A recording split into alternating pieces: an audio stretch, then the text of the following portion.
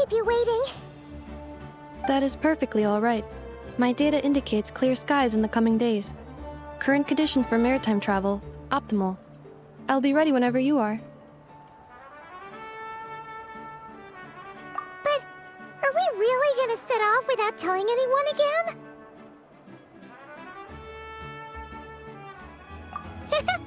Funny you mention it. You'll never guess who Paimon saw on the way over.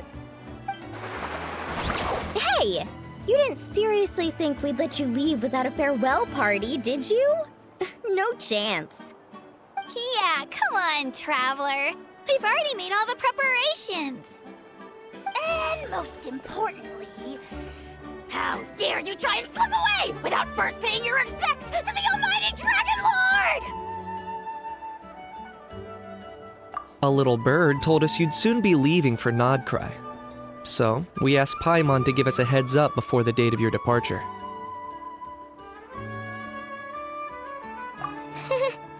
You sure it's not time to think about changing that little habit of ours? Don't worry, we won't keep you long. Besides, everyone's there already. Shaska, Ian-san, Auroron, even the Pyro Archon herself. You're invited too, Ineffa. Lonin has a special gift for you.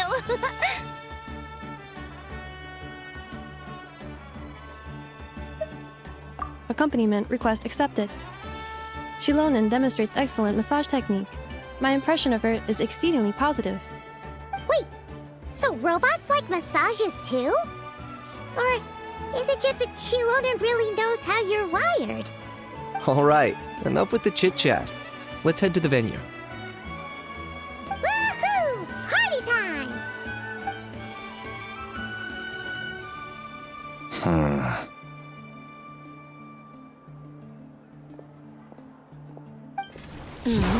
Spit it out, then. They've set off. Just as my calculations projected. About time I met this variable in person.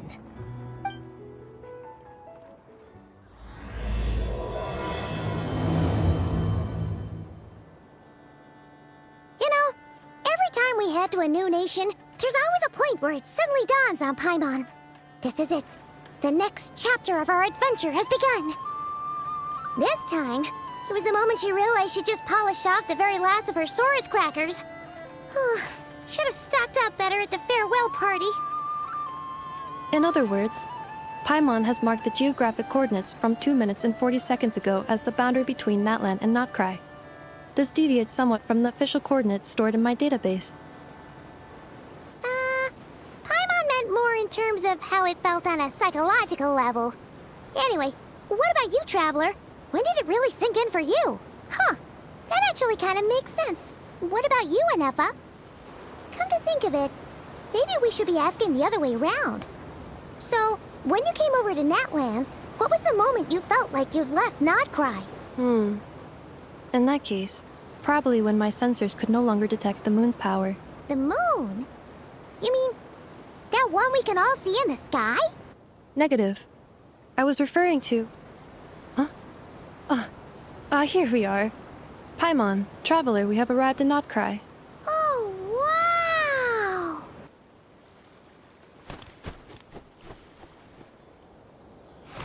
Paimon, Traveler, welcome to Nod Krai.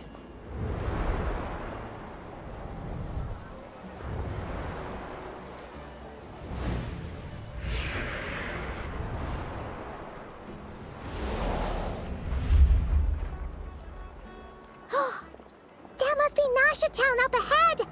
That's the place you were telling us about on the way over, right?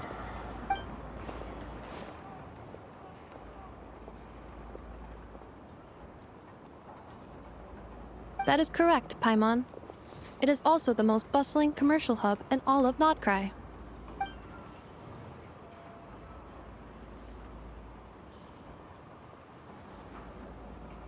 Oh, sounds like the perfect place to start trying out all the local specialties. Huh? Is something up, Traveler? Paimon. This is where our spaceship landed when Lumine and I first arrived in Teyvat. Huh? Are you sure? But how come you've never mentioned that before? Seems pretty important to Paimon. Oh, well, because those memories are really hazy. All I remember is Lumine waking me up and us leaving the ship. But just now, setting foot on this land, I felt something. The kind of power I sensed in those moments. Are you referring to Kuuhenki? Kuva, what now? The locals refer to it as Kuuhenki. It is a unique elemental force found only in Nod Krai, or rather, a pure, primordial form of elemental energy.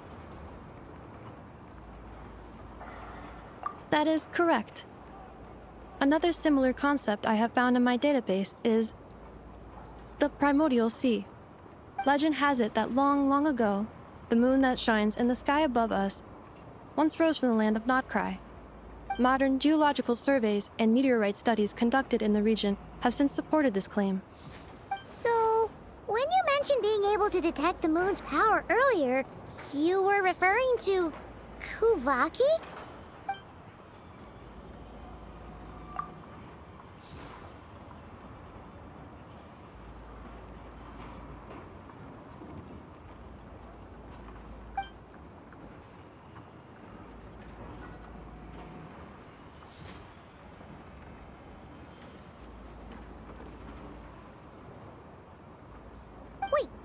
Traveler, you're saying we might actually find your spaceship here? Do you still remember where it landed?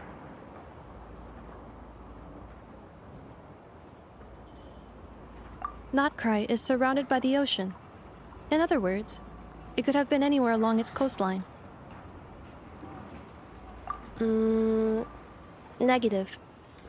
Description still lacks sufficient detail to pinpoint target location.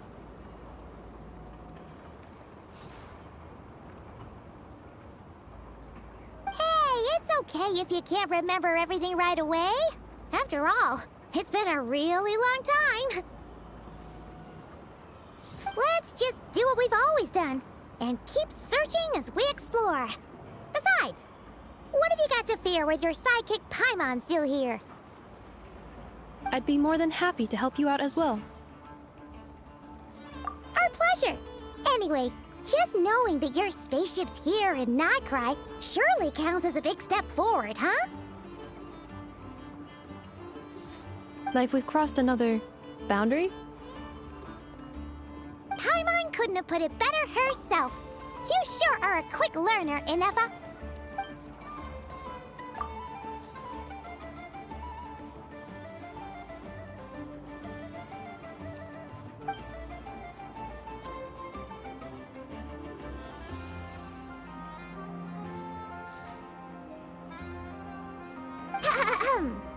Well, as the best guide in the whole of Teyvat, Paimon hereby does solemnly declare, Nod Krai, here we come!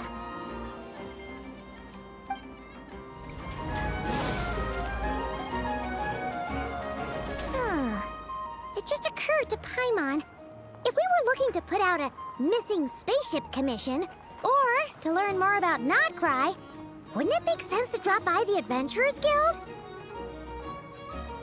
The guild is located in Nasha town. Simply follow this road and you'll reach it.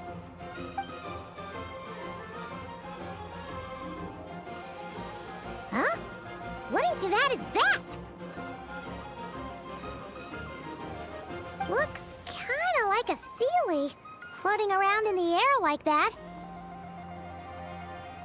That is a Kuuhenki, a species unique to the land of Nod Krai.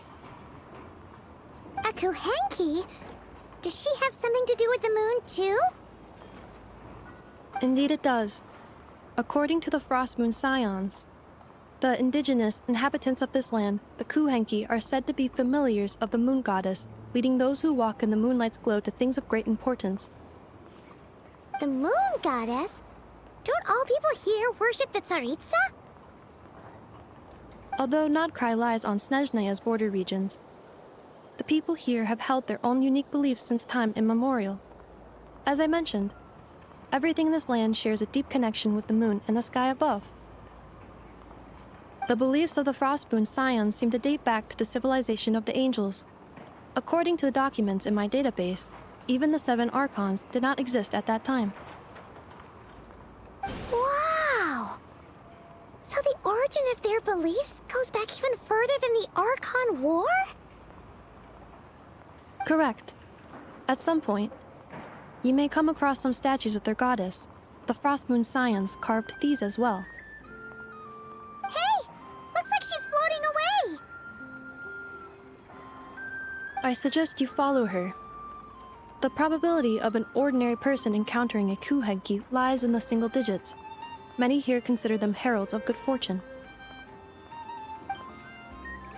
Is this a travel guide? Huh. It actually led us to something useful.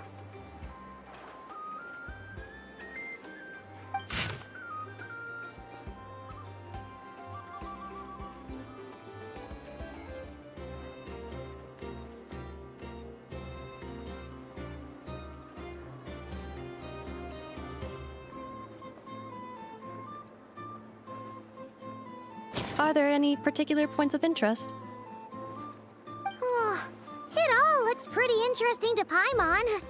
If we have time, she'd love to see, well, pretty much everything. Recalibrating route. If we keep following the current path, we will arrive at an area of scenic beauty. From there, we will be able to identify both the Adventurers Guild and several must-visit specialty stores. Yikes! Why is Paimon suddenly getting the feeling that if she doesn't step it up soon, Ineffa's gonna put her out of a job?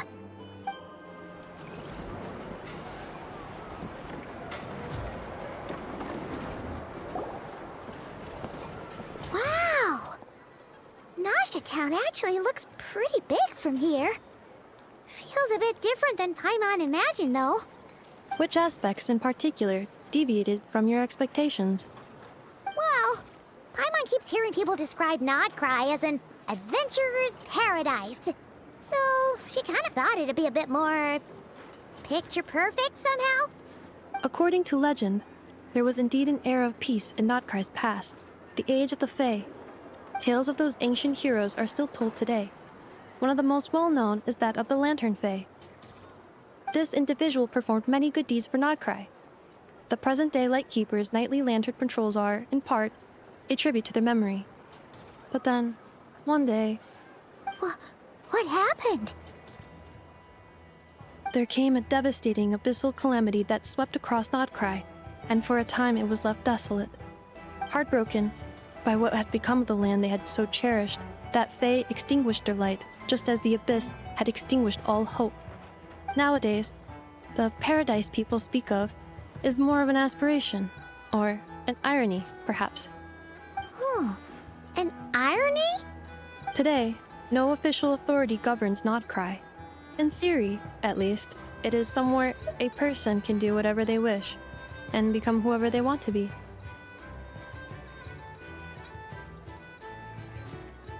The Adventurers Guild is just over there, in Nasha Town's Central Plaza, and the Flagship Tavern is over that way.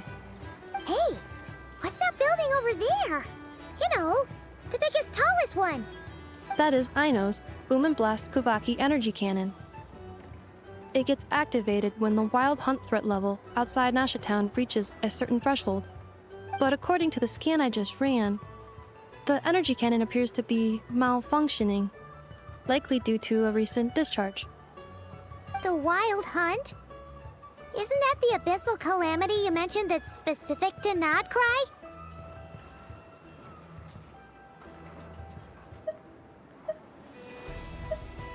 It is a phenomenon that has been occurring for several centuries now. Yet the time and location of wild hunt attacks are seemingly random.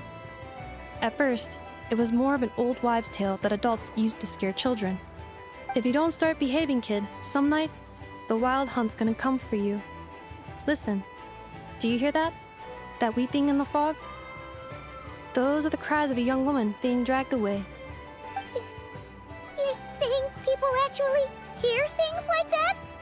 I have not witnessed enough wild hunt attacks to give a statistically sound answer.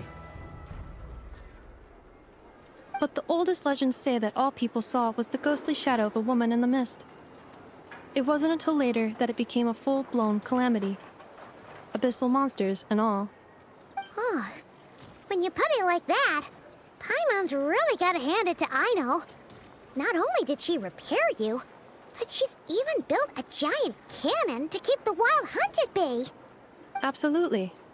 Aino is very impressive indeed. Anyway, according to my schedule, it is time I took you over to the flagship. Oh, sure. After all, we shouldn't keep Varka waiting. Well, Paimon's not sure if he'll actually show up at the bar this early.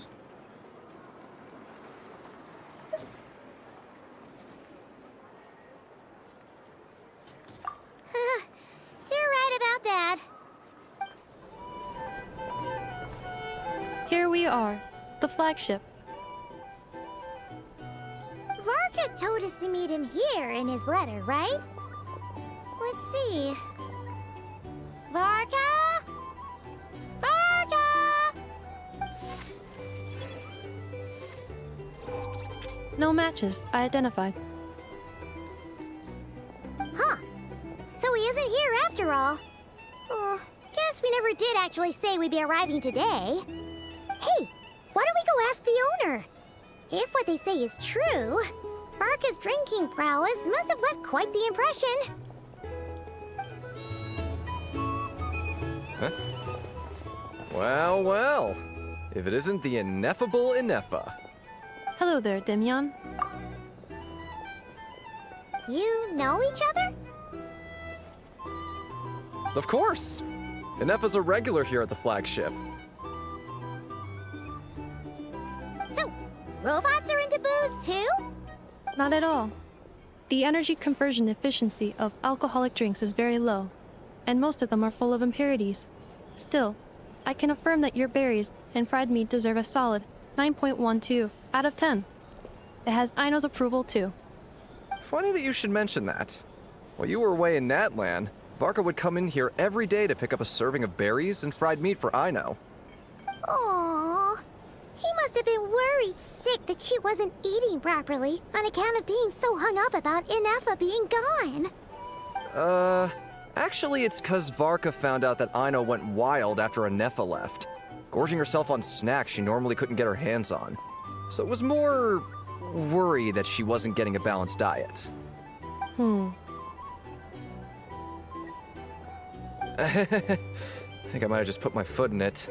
Anyway, since you're back from Natlan, these two must be the ones Varka mentioned. The Traveler and Paimon, yes? Yep, that's us.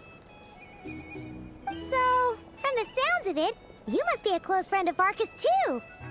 Varka? Goes without saying.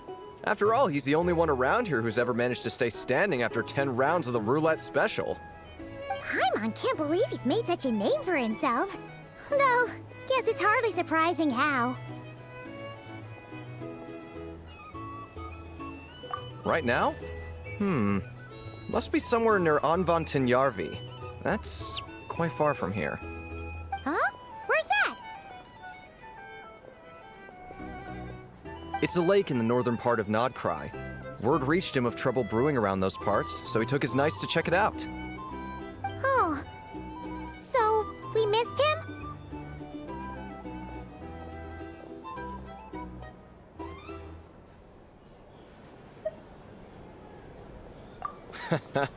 Varka knew you'd say that. So he specifically told me to make sure you stayed here and enjoyed yourselves. He sends his assurances that everything's under control. Well, if he's that confident, guess our only option is to accept. Anyway, it's not like there's any special cause for concern. He is the Grand Master, after all. Exactly. Plus, not only has he booked you into our finest room, he's paid for it in advance, too. Whoa! It's so generous of him! We might not have met yet, but Paimon's got a feeling that we'll get along with Varka like a house on fire. Oh, and by the way, he also asked me to serve up a portion of berries and fried meat for Ineffa. That was prepaid as well. Thank you. No, thank you. I'm the one who should be grateful for your business. Traveler, Paimon, why don't you go ahead and drop off your luggage? I can use this time to go pick up some components that Aino asked me to bring back. Sure thing. Besides, now that we've got ourselves a map, once we're done unpacking, we might as well go for a stroll ourselves. Why don't we meet up again later? Oh. So you no longer require navigational assistance? No worries, we should be fine. We've got a rough idea of our way around town, so Paimon's reasonably confident we shouldn't get too lost. Thank you. This translates into an approximate time saving of 30%, meaning I will be able to see Aino about 45 minutes earlier than previously projected. Oh, right. You must miss her a lot, too. In that case, we better get a move on.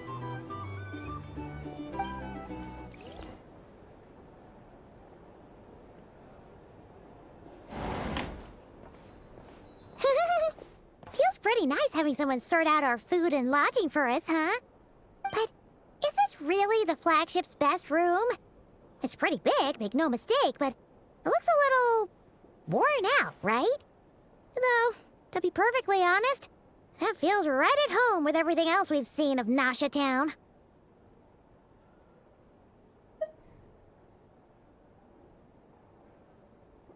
You mean it's got something to do with Nod Krai's history? Oh, that makes sense. But what exactly was this calamity?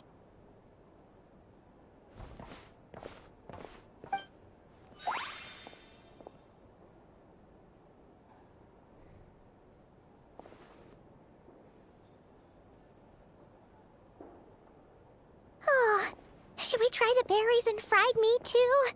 Paimon's getting hungrier and hungrier every time someone mentions it. Oh, sorry about that. Paimon wasn't watching where she was going. Please, there's no need to apologize. If anything, I'm the one who should be sorry. Clearly, I shouldn't have gotten lost in my thoughts in the middle of a hallway. Wait a sec. Are you staying in the room next to ours? Ah, quite the perceptive one, I see. First things first, allow me to introduce myself. My name is Kirill Chudamirovich Flintz, but please, just call me Flintz. Whoa, that's an impressively long name for sure. Ah, is that so? Names like mine ought to have been fairly common in Snezhnaya, at least in the past. Would I be correct then to assume that the two of you are travelers in this land? Yep, you sure would be. Paimon is Paimon, and this is the Traveler. We've been to a bunch of nations already, but we only just arrived in Nod Krai today. What a rare honor it is to meet such worldly travelers. Are you here for travel too? If only I had the time to spare. No, I'm just staying the night. Oh, so you're here for business? That's certainly one way to put it. I'm a ratnik of Nod Krai, normally stationed near the burial grounds to the north. My sole cause for being here today was to repair this lantern of mine.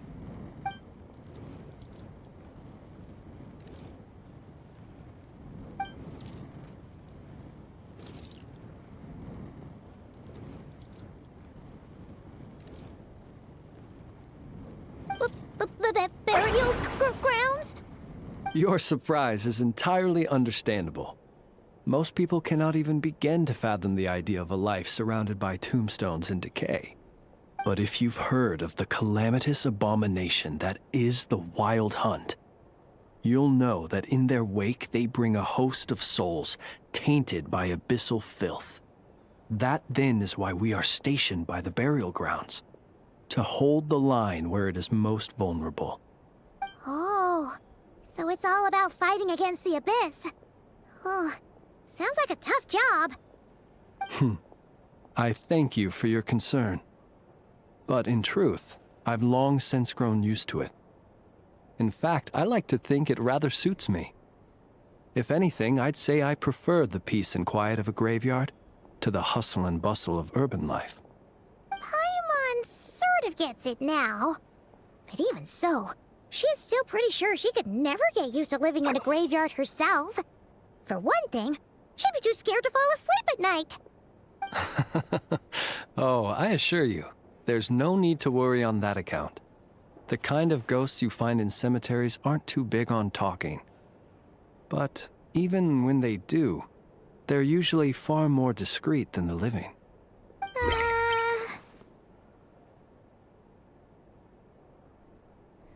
Well, would you look at that? Who'd have thought we'd end up chatting this long? Must have a lot in common, huh? Forgive me, but I must excuse myself, for the time of my appointment draws near.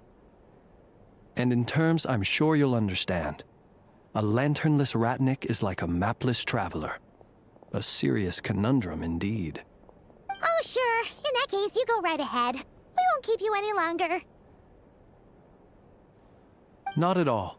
Should the opportunity present itself, I'd gladly continue our conversation another time.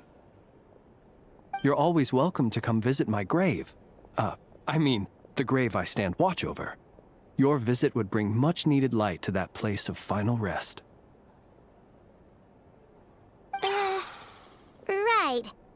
Well, if we get the chance. Then allow me to wish you a traditional ratnik's farewell. See you by the graveside. Ugh. Jeez. What a weirdo. Not to badmouth him at all. In fact, he seemed pretty cultured, but at the same time, kinda spooky? Must be all that time he spent around graveyards.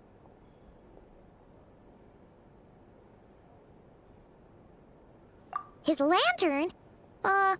No, not really. You mean, 'cause it was broken? Huh. Guess you've always had a nose for stuff like this.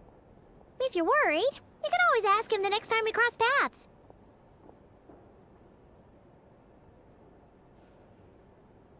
Hey, don't you start spouting all that weird stuff too.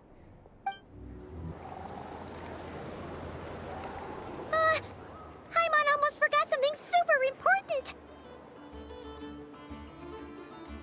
Were we gonna go try out the berries and fried meat?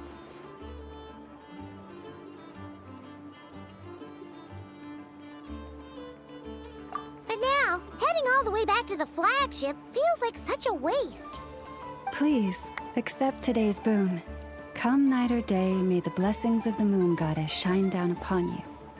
Huh? What's going on over there?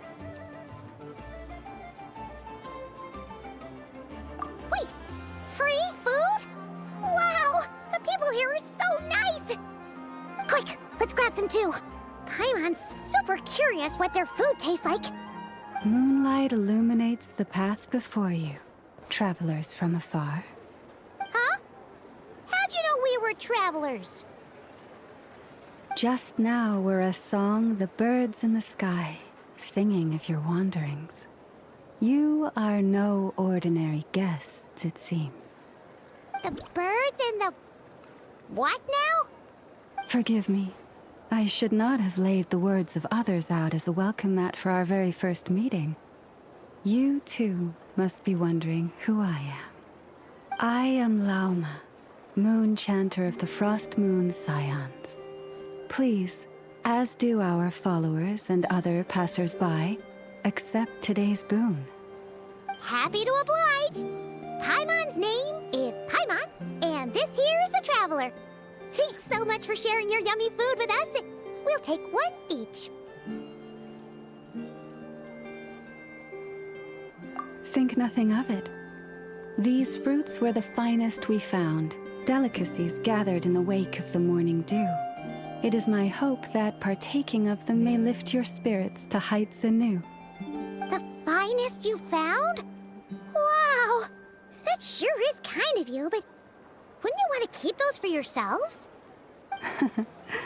The first fruit of the harvest must be placed upon the moonlight altar, not as an offering to the gods, but as a spark for lost hunters.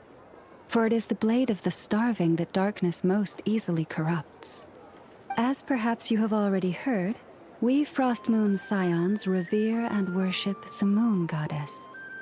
We believe that together, virtue and compassion are the shining light that will lead us all out of the long, dark night.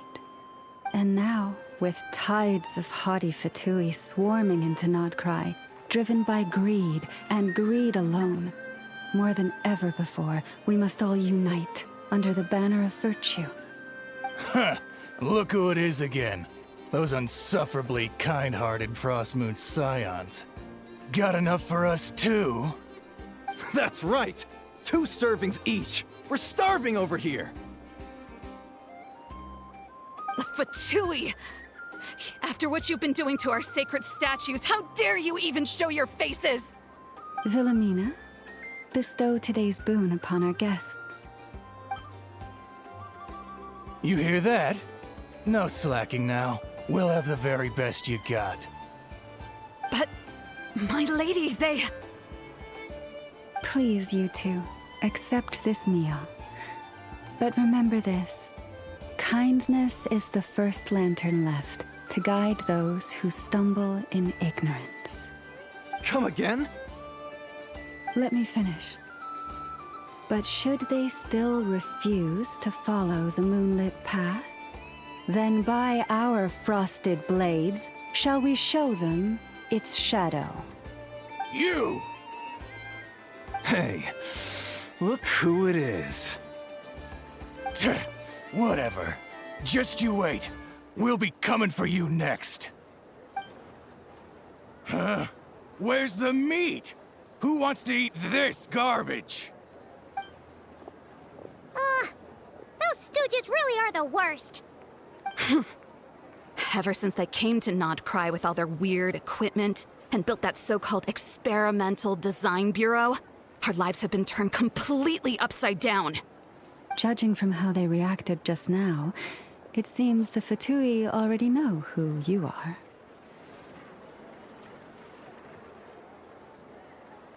Well, we have gotten in their way in pretty much every nation we visited, so we're probably at the top of their blacklist by now. I see. Then, on behalf of the Frostmoon Scions, I thank you for the goodwill you have shown us.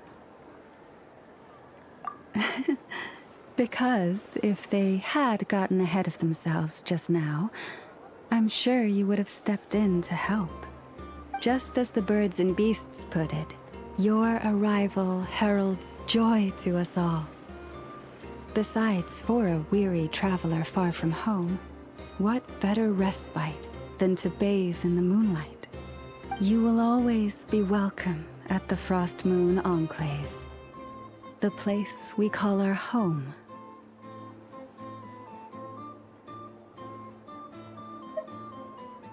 May we meet again in the moon's gentle glow.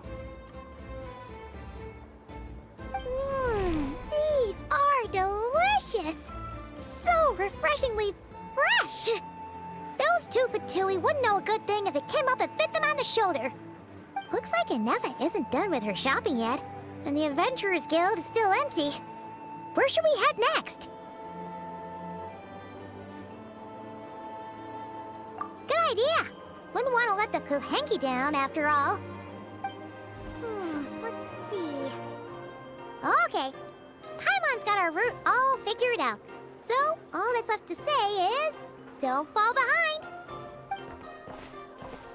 This is Nuts and Nuts. It's mostly a fruit shop, but there's a crafting bench, too. This is the Speranza, one of the travel guide's recommended restaurants.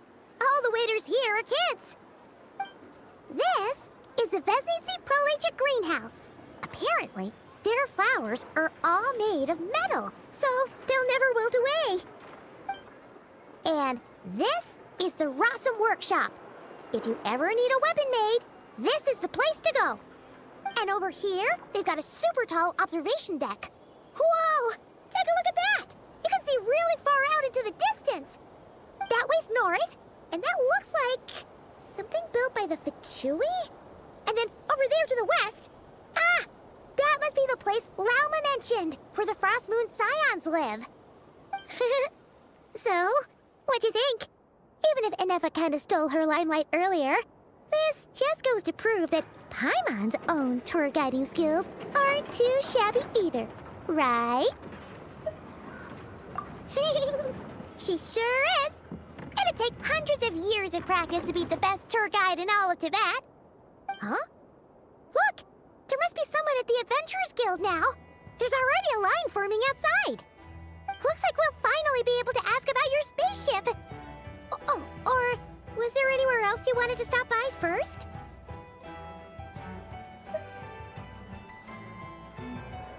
Where? Which one are you... Oh, now you mention it, Paimon's noticed it too. Ugh, better not be who she thinks it is. Anyway, where we go first is completely up to you. Either the Adventurers Guild, or that suspicious-looking shop. A word of warning, though. If we step into that shop, be sure to keep a very close eye on your Mora.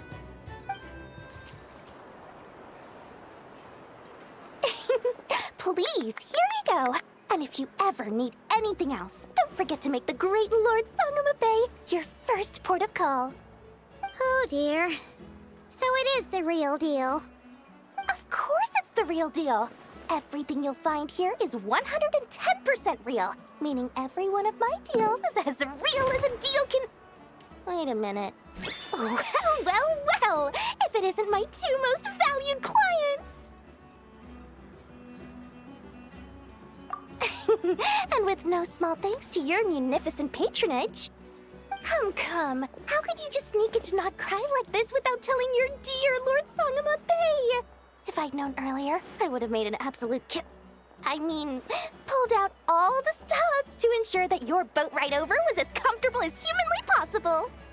Thank the Archons we didn't tell you. Oh, come now! You know as well as anyone how impeccably and conscientiously above board I am when it comes to doing business. Well, regardless of whether that's true or not, the main issue here is that we had no idea you had a branch in Nod Krai. A clever merchant always has a backup plan, or two, or three up their sleeves. As the saying goes, a rabbit with many burrows fears not the hunter's arrows. A merchant with stores galore hears no debtors at the door. Since you're both here in Nod Krai, would you care for some of my finest local souvenirs? Whatever you're looking for, I have it. Or if it's Sumeru you're missing, I've got that covered too. We literally just arrived. Do we look like we're on the hunt for tourist trinkets to take back for our friends? My, your high-minded tastes never cease to impress. In that case, I know just the thing. You must be on the hunt for something like this? What's that? Your hat? Information, of course. Information about Nod Krai, locked securely in the otherwise impenetrable vaults of the Lord Sangama Bay's brilliant mind. I knew it! I just knew you'd appreciate the value of my wares. On the back of all our pleasant dealings in the past, I'll even take a hit by throwing in some insider info for free. You sure are feeling uncharacteristically generous today. What do you mean by uncharacteristically? I am the most generous person forget it. Anyway, the long and the short of it is this. The moment I set up shop in Nod Krai, it struck me how many different factions there were, all competing against each other for power and influence. Well, as they say, there's no time for business like a crisis. Things got even more turbulent after the Fatui pulled down 2 ancient moon's remnants. People began to catch a whiff of the coming chaos. And the more troubled the waters, the greater the potential profit. Not at all sorry to interrupt, but we're not here for Mora. Oh, really? But surely it was the tales of an adventurer's paradise that brought you here. The chance to take your very own slice of all the latest and greatest business opportunities? In that case, what would you like to know about? The Frostmoon Scions? You mean the people who believe in the moon goddess? They're not a bad bunch. It's just, well, they have such simple tastes. No luxuries, no indulgences, no nothing. Trying to earn a little more from that lot is like trying to squeeze blood from a stone. Still, things between them and the Fatui have gotten pretty tense. It's only a matter of time before the powder keg goes boom. And when that happens, that's when business will start to boom too. Oh, they're an organization set up to keep the locals safe. Apparently, they have a long and glorious history, and they're made up entirely of volunteers.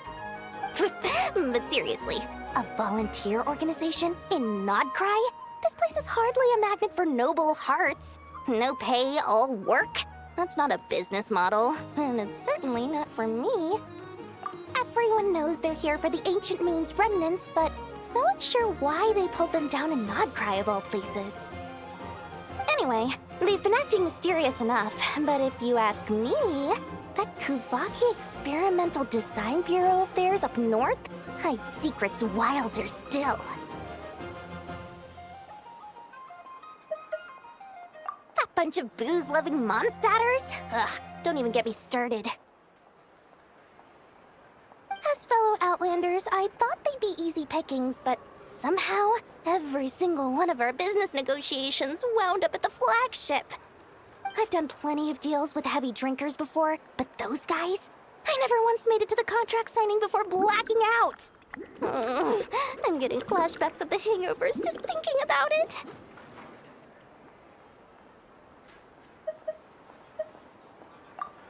What now? A spaceship?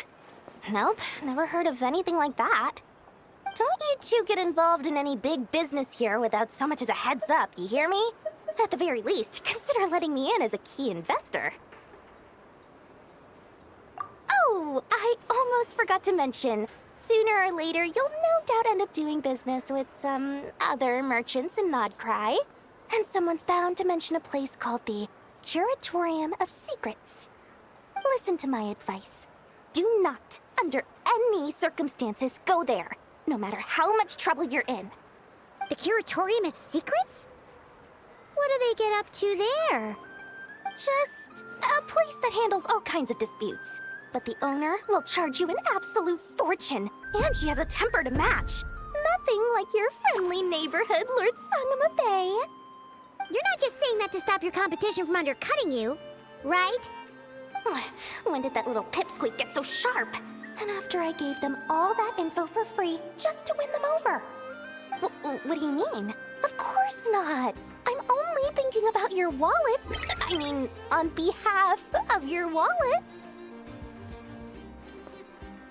You're really not convincing anyone, you know.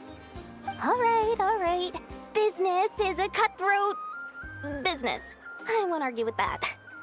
But I'm not lying about that boss lady. Not only did she make it into my top 3 people not to mess with in Nod Krai, she's also in my top 3 people most eager to trade in favors. Seriously? It feels like you're just bad-mouthing your rival now. Fine. If you don't believe me, go see for yourselves. We might both be from Sumeru, but compared to hers, my conscience is so large, why, it could fill 3 whole palaces of Alcazar's array. But when you realize what I'm saying is true, don't say that good old Lord Sangama Bay didn't warn you. Lucky us! The line seems to be gone now. Come on, let's go say hi to Katheryne. Hey, Katheryne, we meet again.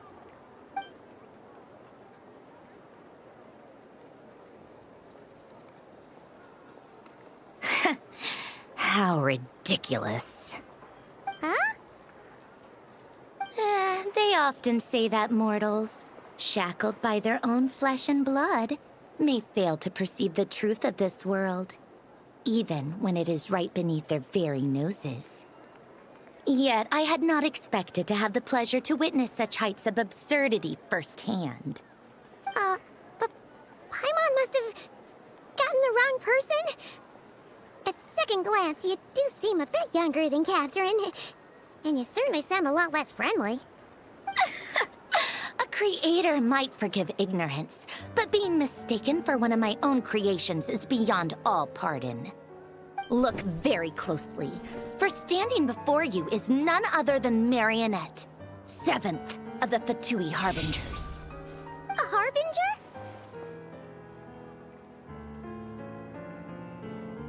I told you already, I'm not Katheryne. Just how obsessed are you with my machines?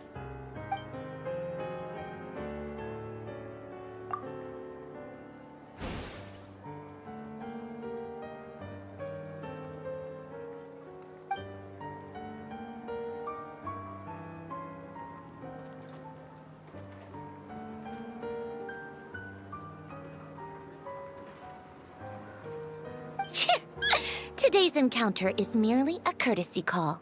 A friendly warning, if you will. You interfered with my work once before, with that little robot. I let it slide. After all, it was nothing more than a distraction, a side project at best. But we are in Nod Krai now. And as such, I strongly advise you not to stand in the Fatui's way. Otherwise, the next time we meet, I might just have to drop all this meaningless etiquette.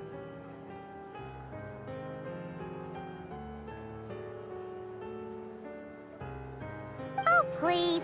You've got some nerve coming out with barely veiled threats like that. You're the one stirring things up here. Oh, perhaps you have misunderstood. Just because Nod Krai lacks a ruler at present, that does not mean it should not be ruled. We Fatui are simply establishing a new order. Yeah, right. More like shady experiments, judging by your massive creepy research facility. I've said what I came to say. What you do next, only you can decide. So why don't you start by using your already limited processing capacity to calculate your even more limited options? And, being the refined young lady that I am, I shall indulge you just this once. Ad Astra Abyssosk. Welcome to Nod Krai, Dominion of the Fatui.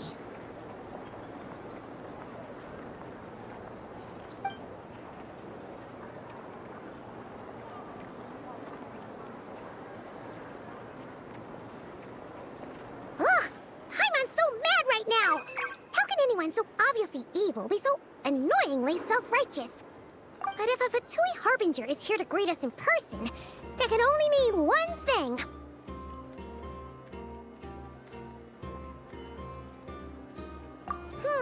We'll have to be extra careful from here on out. Paimon hates feeling like she's being watched. Hey! The real Katheryne's back! Ad Astra Abyssosk. Welcome to the Adventurers Guild. How may I help? I will do everything I can to assist you.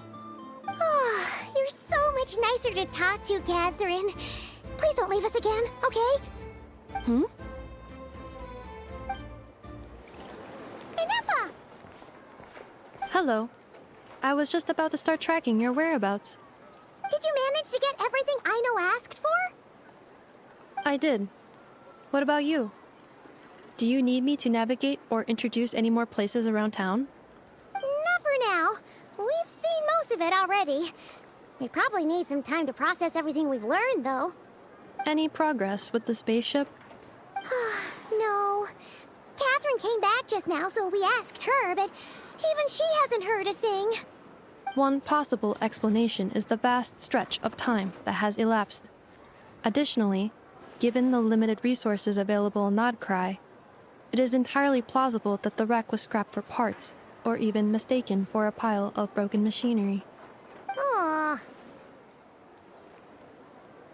Understood. In that case, why don't we go ask Aino together? After all, she was the one who salvaged me, ancient dragon technology and all. If there really are any unusual parts floating around Nod Krai, there's a high chance they've passed through her hands at some point or another.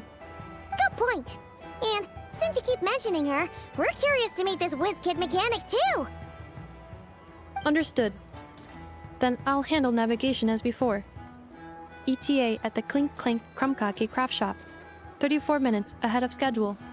Oh no! There's a little animal trapped over there! Let's go help it out! Huh? That's weird. Why isn't it responding? The tides of Kuuhenki affect everything in Nod Krai.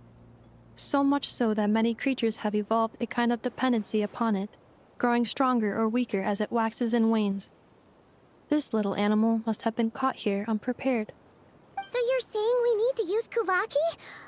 Paimon will leave it to you guys then. Don't be scared! We'll get you out of there soon! Oh, it worked! Off you go now, little one. Don't go getting yourself caught again.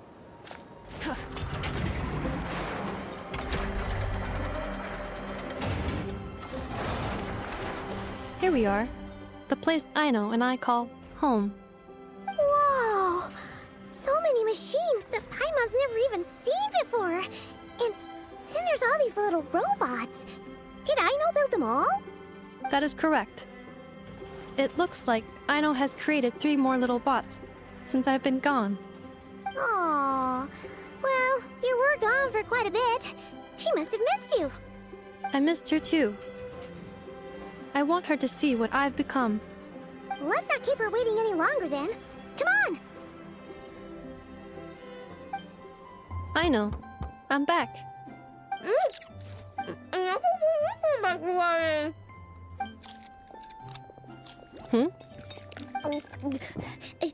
Ineffa?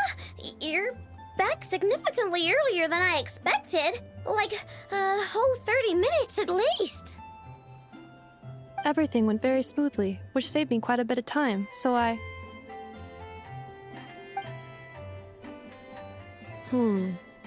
Aino. Could you turn around for a moment? Aino? I've been on my best behavior the whole time you've been gone. She's got chocolate all over her mouth. Aino. While I was away, did you strictly abide by my tailor-made snack intake schedule? Oh, of course I did. 1 whole cake, 1 crumb cake, and 1 pack of chocolates a day, right? It was either a cake or a crumb cake or a pack of chocolates per day. Oh, shoot. When did you finish the snack stash I left for you? Literally just earlier today. Let me just go run a scan on that. I meant today, a week ago. And then you restocked an entire week's worth on your own initiative? 2 weeks worth.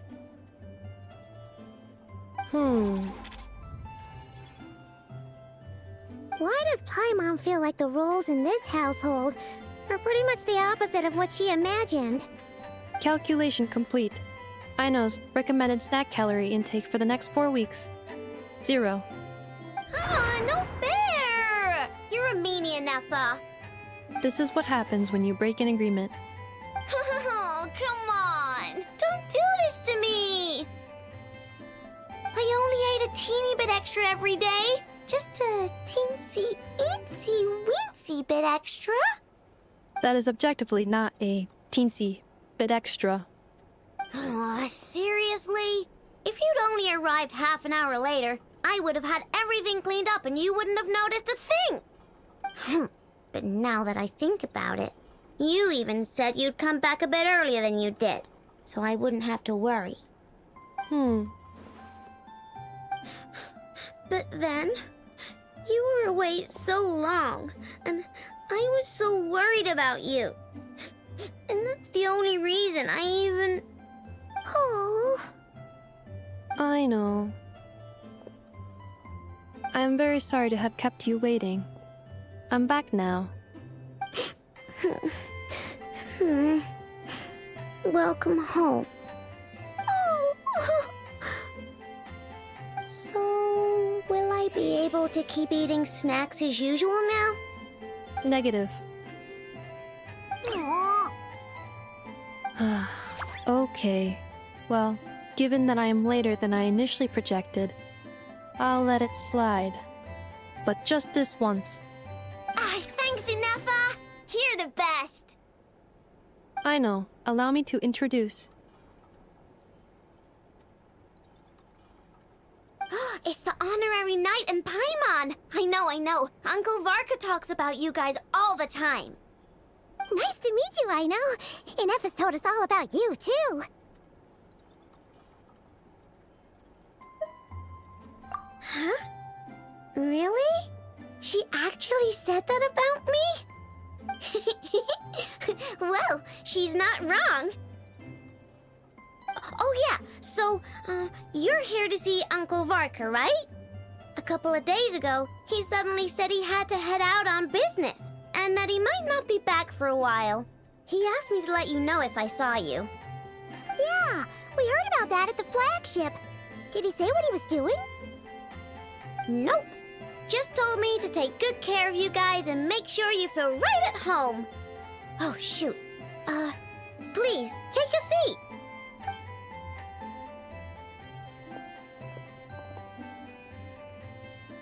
Do either of you need my help with anything? Anything at all? After all, I'm the head of this household. Sure wouldn't know it from that snack tantrum she just threw.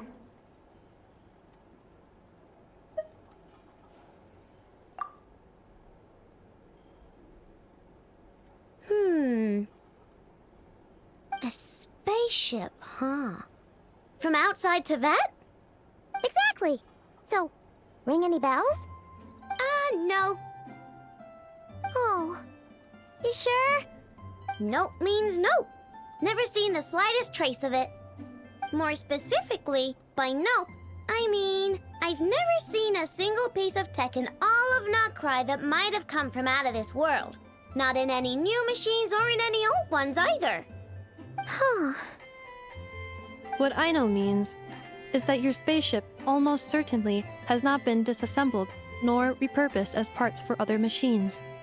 Oh, so that's what she was getting at. Yep. I've taken apart pretty much all the fun stuff in this city at one point or another, but I don't recall ever seeing any components that were anywhere near that special. So, either your spaceship crashed somewhere it's never been found, or someone did find it and then hid it really, really well. But who would even do something like that? Beats me. Maybe someone who thought they could stash it away for a rainy day. Just like how I sometimes hide snacks in the...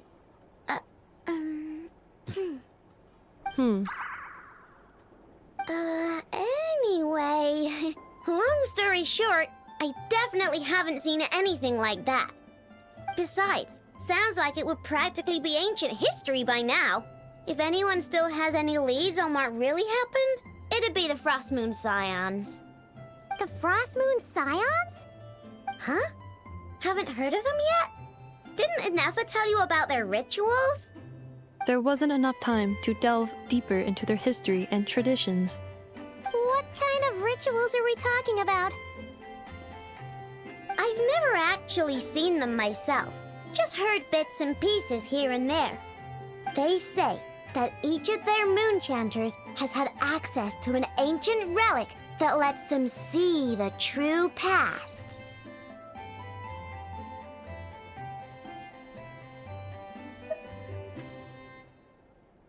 Not sure exactly how it's meant to work. I can't get my head around anything that can't be explained by either machines or science. And to tell you the truth, I don't like it much either. Looks like we'll have to try our luck with the Frostmoon Scions. Aw, leaving so soon? Sure you don't want to hang out a little longer? It's getting late, Aino, and these two still need to head over to Hiisi Island. It would not be convenient for them to linger much longer. Aww. Alright then. Don't worry. We'll be sure to drop in on you as often as we can. Really? You promise?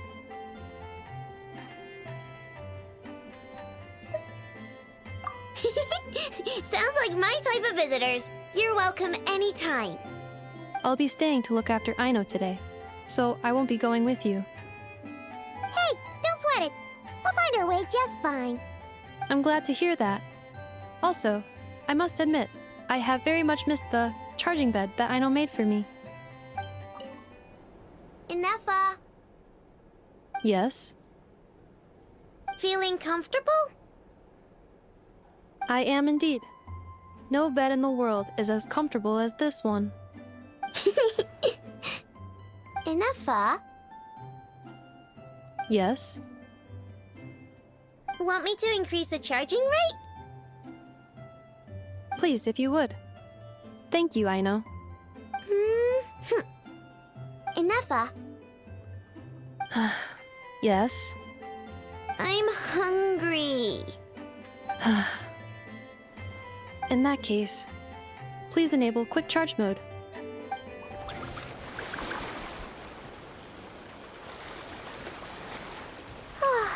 Seeing Ineffa and Aino reunited like that sure was heartwarming. We should definitely hang out with them more in the future.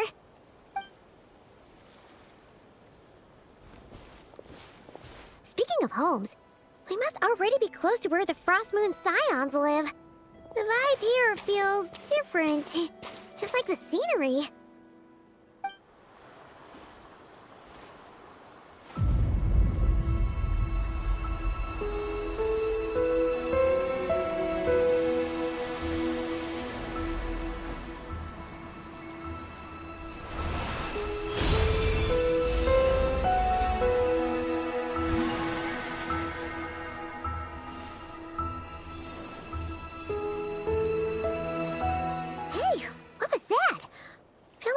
Sort of breeze blew by, and then the petals suddenly turned into... Huh? Is that a Kuuhenki? She looks different from the ones we saw before. Hey there! What's your name? Huh. Doesn't seem able to speak.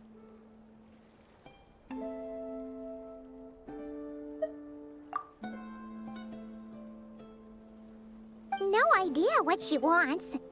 Unless you want to stop, maybe we should just keep moving?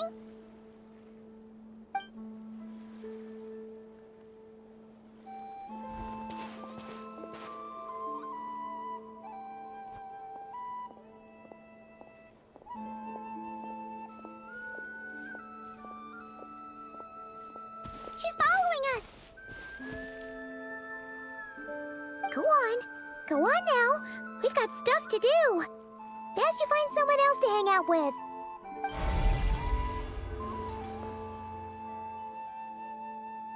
Hey! Don't make it sound like Paimon's some kind of meanie. Paimon had no idea what she wanted, okay?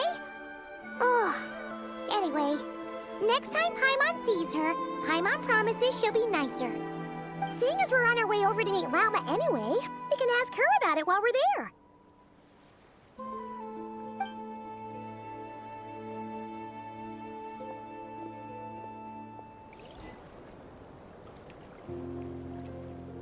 Huh? Hey, look! Isn't that Lauma? The Moonchanter? Let me take a look at your wound. You must be more careful. Doesn't matter how much of a rush you're in, your safety always comes first. Oh, you're back too. How was your day? You what? Those two Fatui? The ones who were causing trouble in Nasha Town? You went to teach them a lesson? And you put that in their food? You naughty little thing! How could you do that? They didn't notice. That's not the point. You mustn't do that again, okay? Next time, at the very least, bring a few of your friends along too. You'll be an easy target if it's just you on your own. Hey, Lauma! Still remember us? Oh, it's the Traveler and Paimon, isn't it? Welcome to Hiisi Island.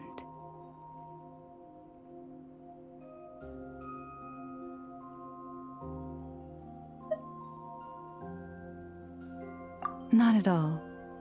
Those who come with kindness in their hearts are always welcome with the Frostmoon Scions. Were you just talking to those animals? I was indeed. The Frostmoon Scions bloodline is unique, for throughout our history, there have been many among us who could communicate with all living things. What was that? Oh, is that so? She says she was trapped in a plant earlier, and that you were the ones who rescued her. She wants me to thank you on her behalf. Oh, it was nothing. Barely lifted a finger. If you both are free, why don't you join us at the Frostmoon Enclave for dinner? Consider it a small token of thanks for your kindness. We'd love to!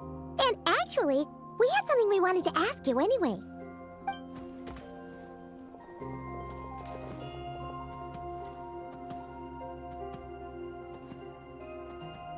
Oh. You're interested in the story of Kuutar? Kuutar? Yes. Kuutar is our moon goddess. The moon maiden who guides us. But up close, this one somehow seems a bit different from the one in Nasha Town. It's like it's more... natural? Or like... more harmonized in its design. That is because, ever since the Fatui arrived in Nod Krai, they have been modifying and defacing our statues as they please. These statues were made by the Frostmoon Scions who settled here hundreds of years ago, crafted from the very finest Lunasol stone. Not only is this stone exceedingly rare, but it also brims with Kuuhenki. I suppose the latter must be what caught the Fatui's eye. For a time, we put up fierce resistance. But now, this is the only one left that still retains her original form. We heard they even pulled some ancient moon's remnants down from the sky. That's right. The two largest remnants landed in Nod Krai. One here on Hiisi Island, and the other on Paha Isle. The Fatui built their research facility on top of the remnant over on Paha Isle, but they've had their sights set on the one here, too.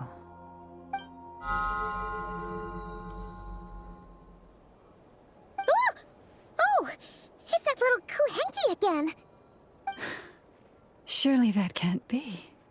Hey! We've been wondering what was up with it, too. It just appeared out of some petals and hasn't stopped following us since. No, that is no ordinary Kuuhenki. These we name Luonnotar, beings born from the moon goddess's blessing. Can you understand what it's saying? We honestly haven't got the slightest idea why it's been following us. I'm afraid not. I cannot fathom its thinking any better than you can. Sometimes a long time must elapse before the moon goddess's blessings turn into Luonnotar. Perhaps you two were simply there to witness that transformation. Oh, maybe. Legend has it that the Luonnotar bring good fortune. Given that it seems to have taken a liking to you both, why don't you let it come along with you? Really? Then you can start by helping us find some more treasure chests along the way. Capiche?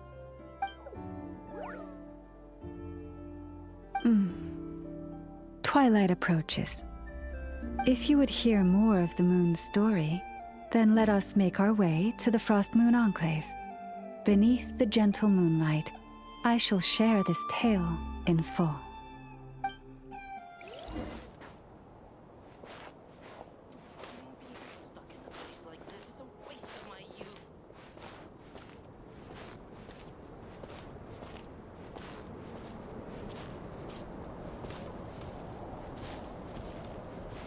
Rise with the sun!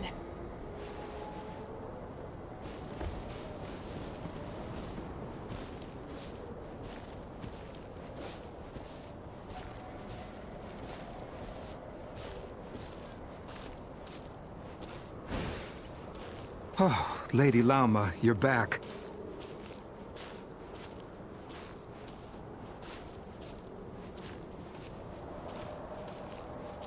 Come day or night, may the blessings of the Moon Goddess shine down upon you.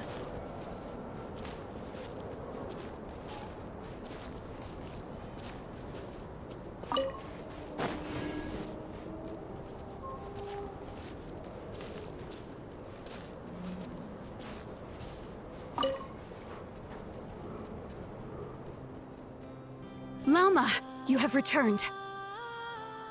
Vilemina, this is the Traveler and Paimon.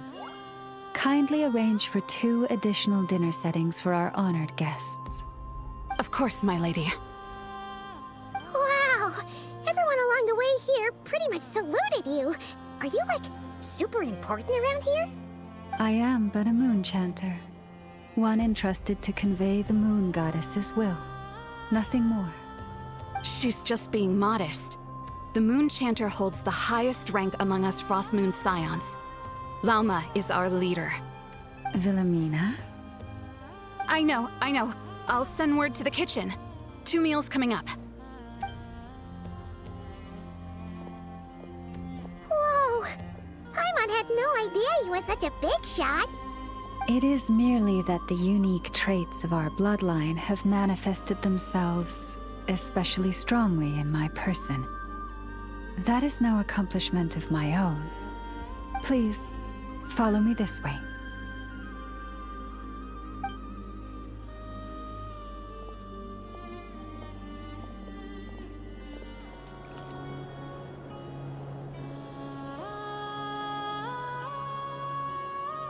Even to this day, I am still trying to piece together the many fragments of our past. It is a story not only of the Frostmoon Scions, but also of the moons themselves. A story of the moons? Yes.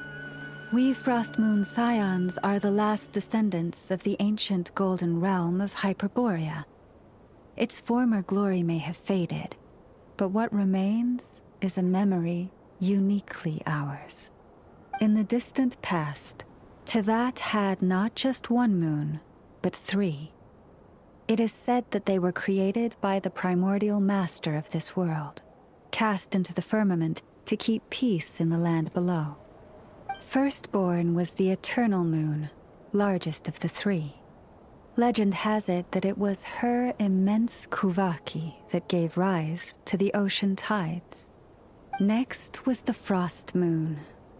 Smaller than her big sister, yet brightest in radiance. Her glow became the cold, undying lantern of the night. Finally came the iridescent moon, smallest of the sisters.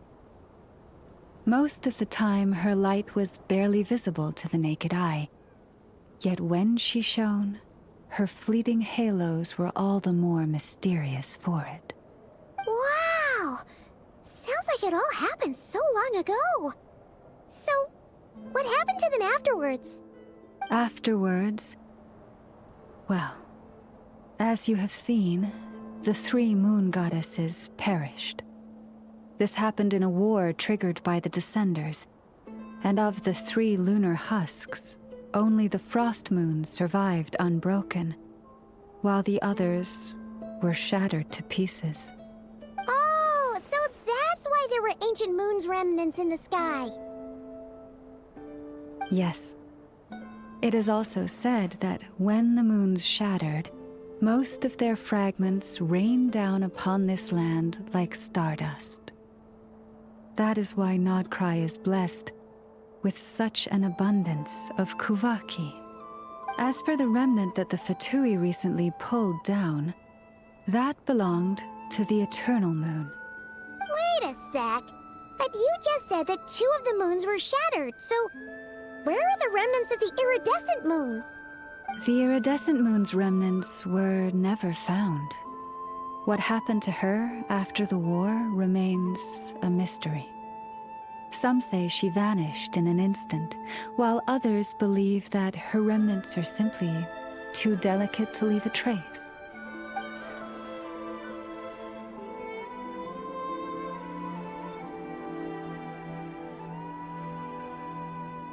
Yet, though the era of the Three Moons has long since faded into legend, successive generations of Frostmoon Scions have always passed down a prophecy that one day the moon goddess would return. And in the end, that prophecy did indeed come to pass. Though not quite. Lady Lauma! Lady Lauma, are you there? Cappy, what is the matter? Lady Lauma, it's my daughter, Karina. Her illness. Take me to her, right away.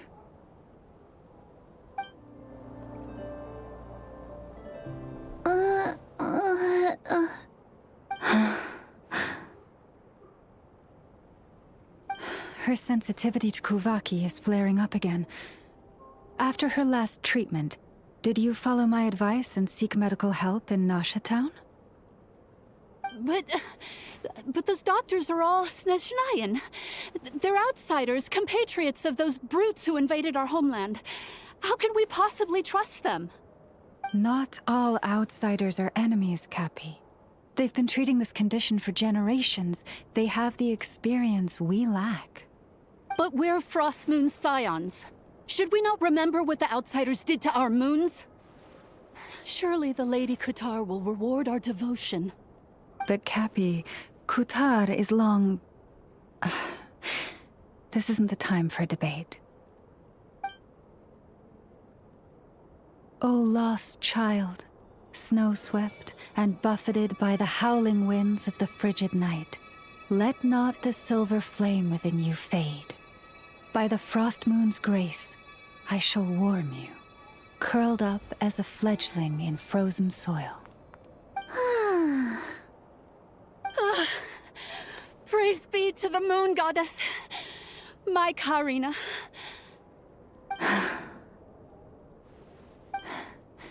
Remember, she must take powdered laka berries daily. It will ease her symptoms.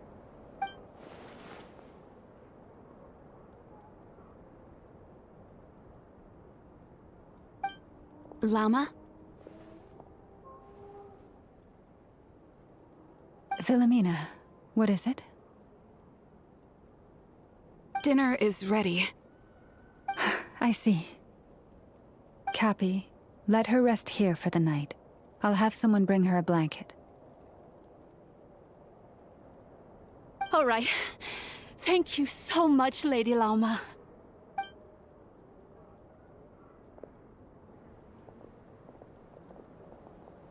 Will she be all right?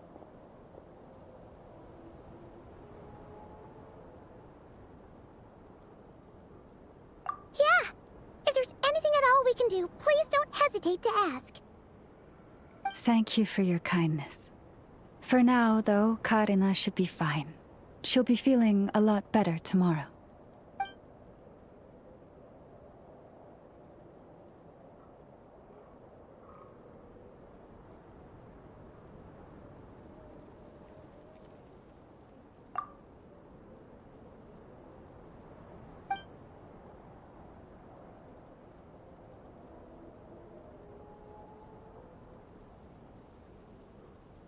Please, do not be worried. Come, let us head to dinner. I believe you still have some questions for me.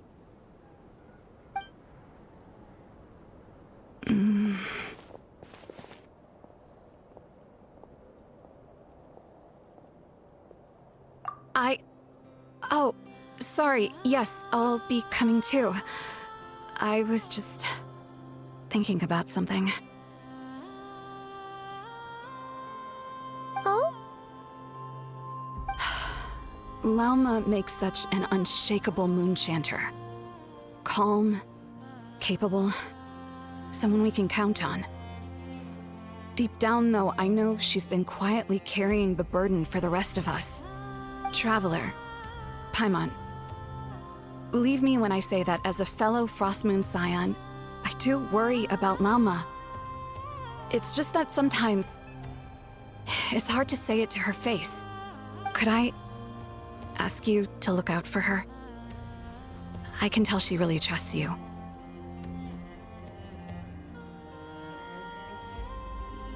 I fear that would stress her out even more. Sometimes I really admire her strength, but at the same time, I can't help feeling powerless myself. Phew. Paimon's so full. That was even better than the stuff you gave us before.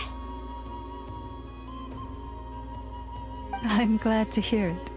Thank you for accepting such simple hospitality.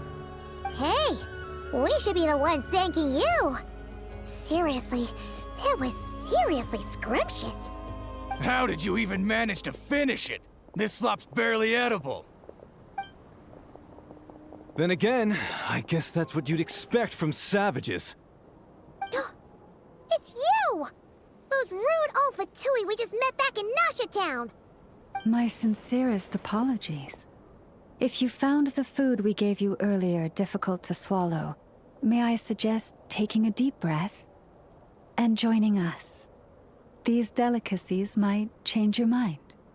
After all, I suspect that your previous meal may have been tainted with something most unpalatable. Huh? What do you mean? Tainted with what exactly? With the bitter snobbery of those who call themselves civilized. Why, you...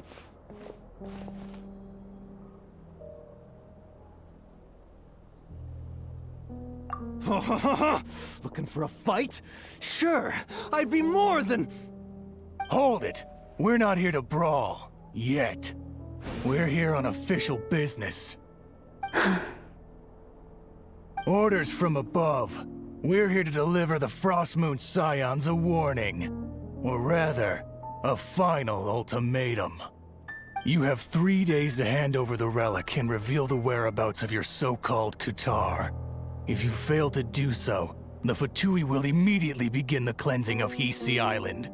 Which, by the way, is the sovereign territory of the Tsaritsa of Snezhnaya. What insolence! Your demands are outrageous! For generations, this land has belonged to the...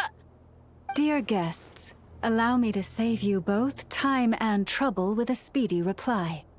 The Frostmoon Scions will never hand over anything to the Fatui. And to those who set foot on our land with ill intent, I say this. With your blood, we shall draw an inviolable line in the snow. That applies to you, too. Stubborn savages, the lot of you! You'll pay for this. Mark my words.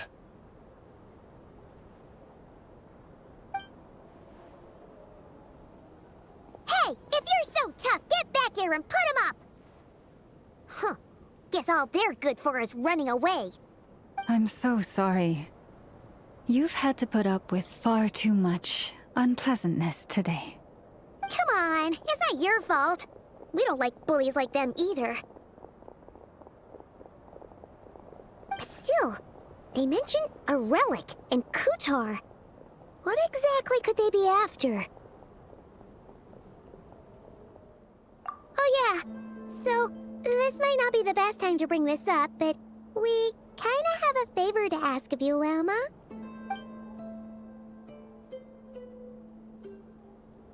I see. So your questions concern the sacred relic too.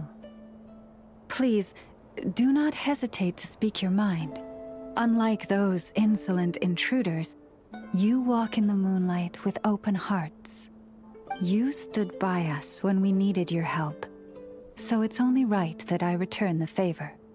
But let us continue this conversation somewhere more fitting. As it happens, there's something I'd like to show you, too. Whoa! Now that's one huge statue! This is a statue of our goddess, the Moon Maiden Kuutar. Wow! It's spectacular! Kuutar was born here on Hiisi Island around 500 years ago. As it just so happened, a priestess of the Frostmoon Scions, witnessed the moment of her birth. Instantly realizing that this was the prophesied rebirth, she quietly recorded the event and carved this statue to honor that miracle. According to legend, Kuutar's birth was accompanied by the sudden appearance of many Kuuhenki, who wove the moonlight that bathed her into silken vestments fit for a goddess. Hey! It's like it knows we're talking about it. From that day forth, the Kuuhenki have been regarded as Kuutar's familiars. Some believe that their habit of guiding travelers to hidden treasure stems from an instinct. The same one that not only drives them to protect the moon goddess, but also to make her smile. After all, according to the records, Kuutar always looked lonely as she gazed up at the distant moon.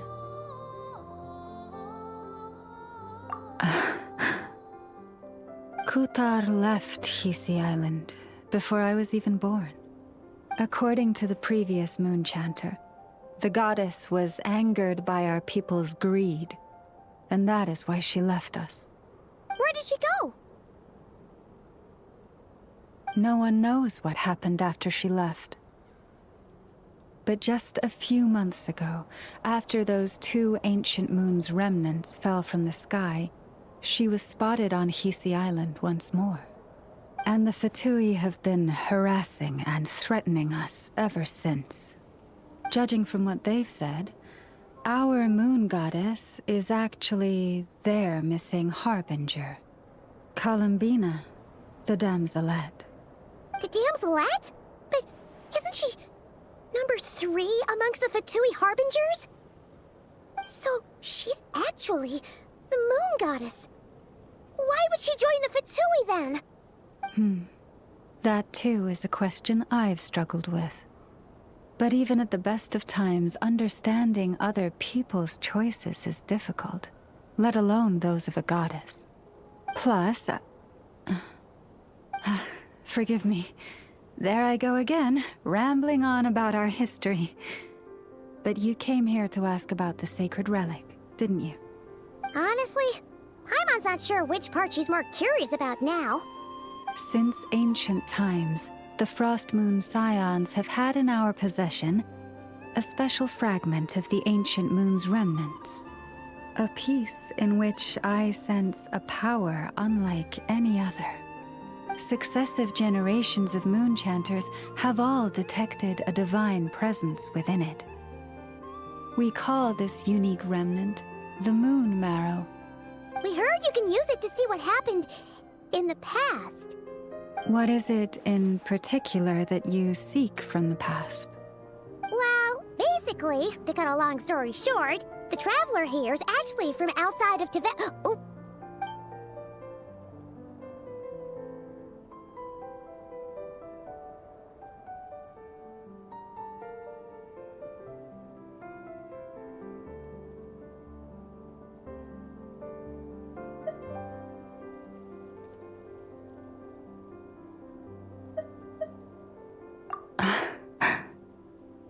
Thank you. Your honesty is a sign of your trust, both in me and the Frostmoon Scions. Unfortunately, though, I won't be able to use the Moon Marrow to shed light on your past just yet. Our people revere the Moon Marrow as a sacred relic. I'm only permitted to retrieve it from the secret chamber in which it is hidden once a year, on Moon Prayer Night. Oh, really? So, when's the next Moon Prayer Night? Judging from the tides this evening, a little less than 2 months. Huh? Does that mean the date changes every year? The ceremony is held on the night when the moon is closest to Tevat.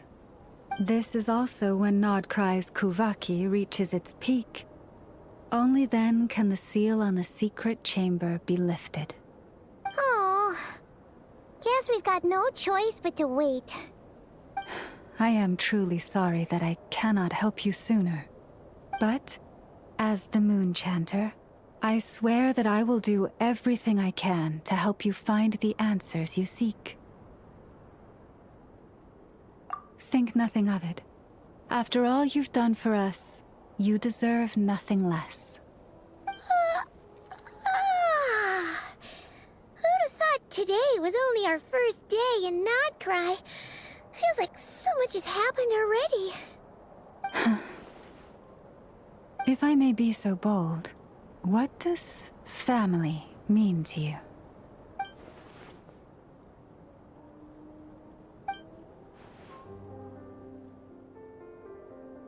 If you are aware of something, a secret that could hurt your family, would you be honest with them? Or try to hide it?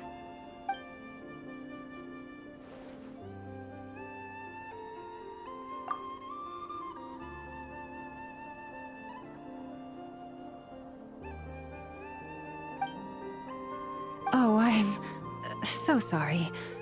That was a strange question. I didn't mean to put you on the spot. I guess I've just never met anyone with a story quite like yours before. I just suddenly had the urge to ask. It's getting late, and you two must be rather tired too. Would you like to stay the night here on Hiisi Island? I can have someone prepare some lodgings. Oh, that's all right. We've already got a room back at the Flagship as it happens. Speaking of which, if you ever need us, feel free to come knocking. Do you need me to show you the way back? No worries. It's quite a way, and you should get some rest too, Lauma. We'll make sure to be careful. Understood. Then I won't keep you. May your first night in Nod Krai pass in stillness and peace.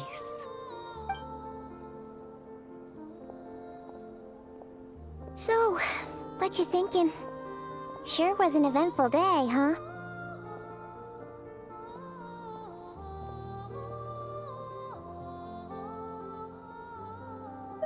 The good news is, we're not at a dead end in the search for your spaceship yet. We can always learn more about this place while we wait. The usual drill, huh?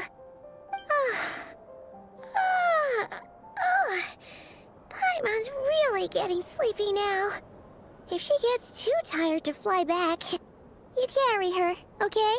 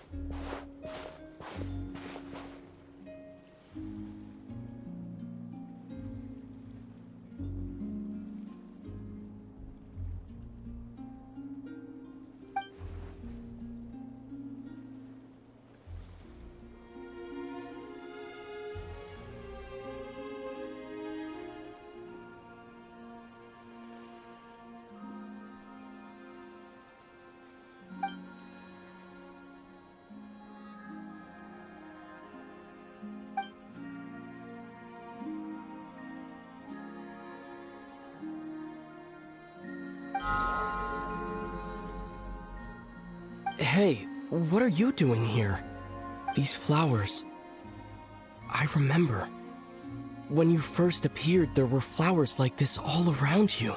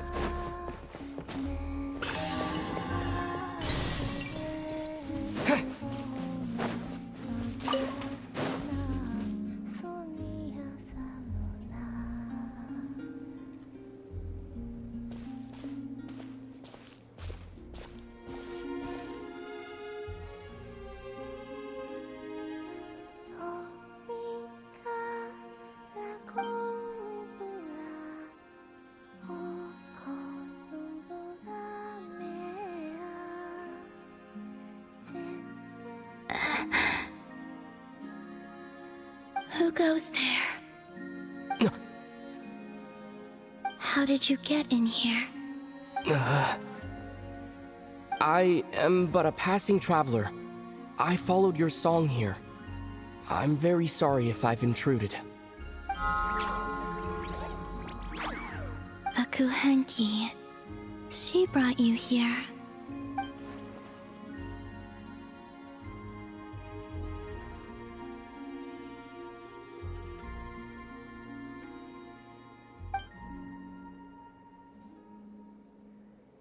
May I ask, are you the one they call Kuutar? And the harbinger that the Fatui refer to as the Damselette? The Fatui? Are you here at their behest?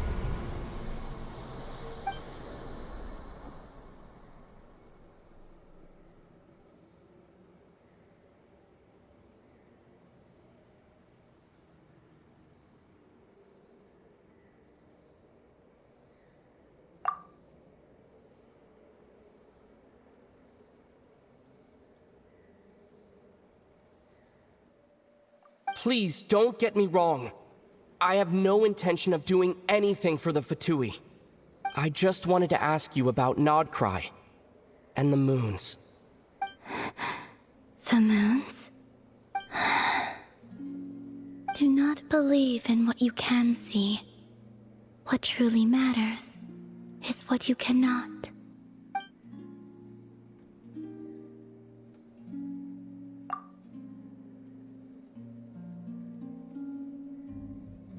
What do you mean?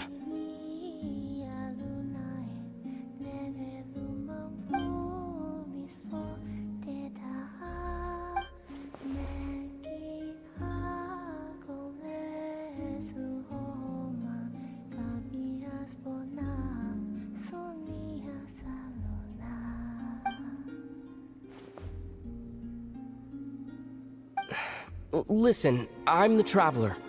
I'm on a journey through the nations of Teyvat. Hello.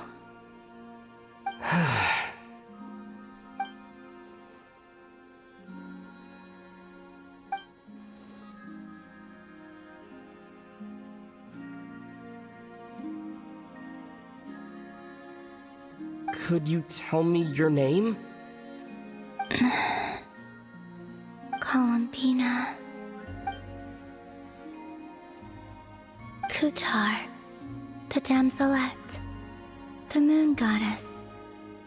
Pick whichever takes your fancy. I do not know my own name.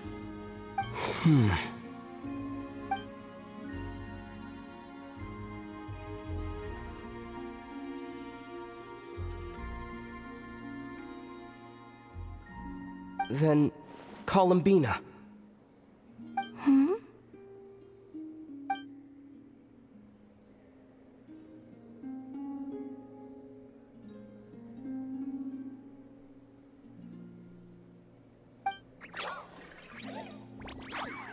This Kuuhenki, this Lanatar, did you bring her into being?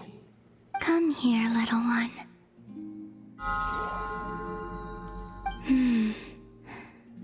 The trace of a blessing, but not one of mine.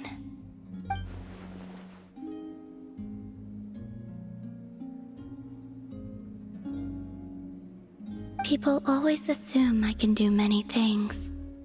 Assume I have done many things. But I haven't. All I ever wanted was to.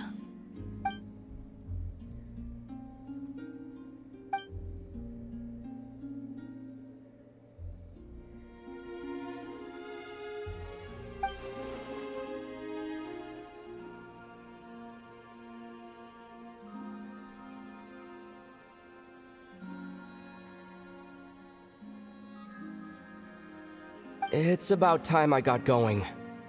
I'm very sorry for disturbing you today.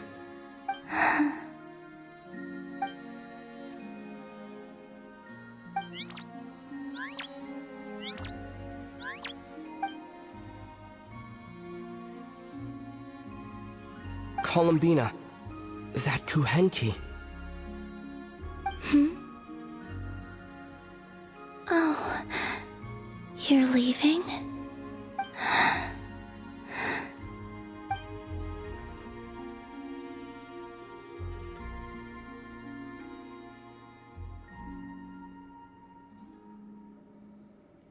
Go then.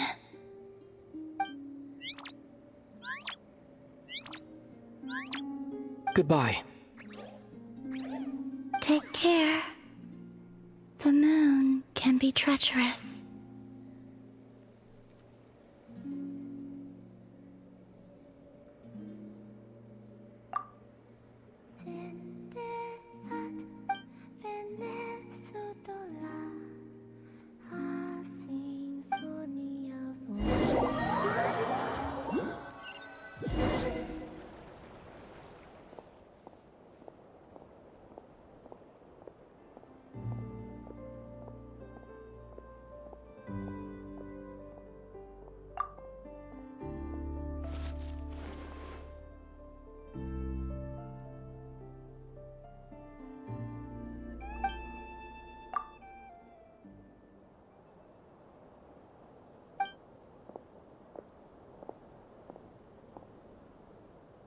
Wait, is that...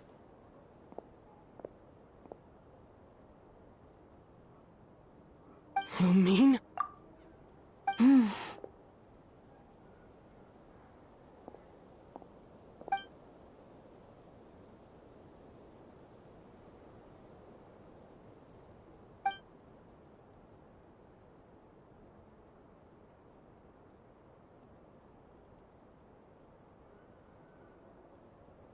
Lumine!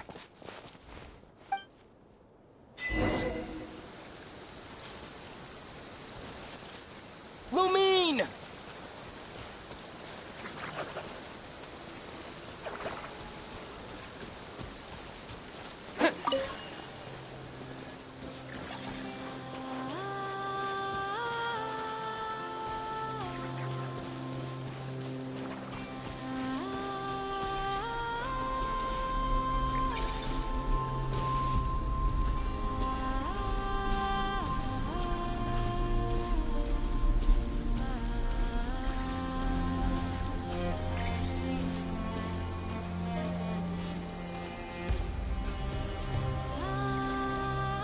Lumine!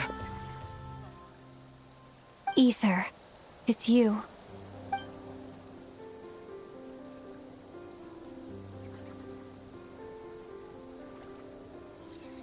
Why are you here on Hiisi Island? If I told you I was here in search of the Frostmoon Scions' sacred relic, what would you think?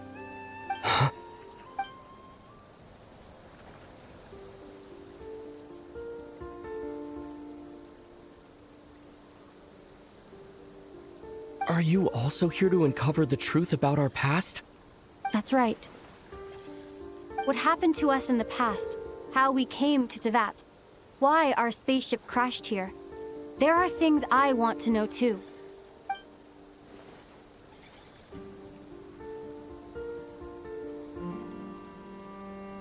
But I'm not about to sit around waiting for another 2 months to find out.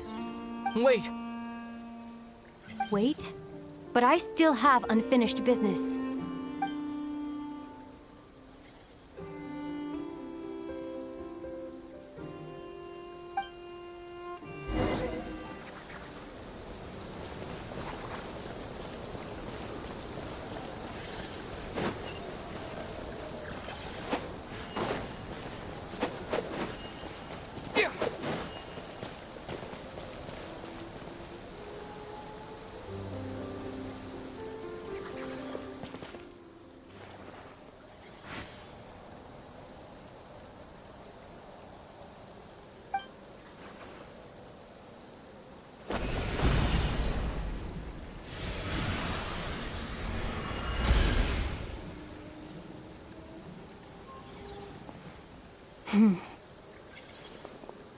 Hold on a second.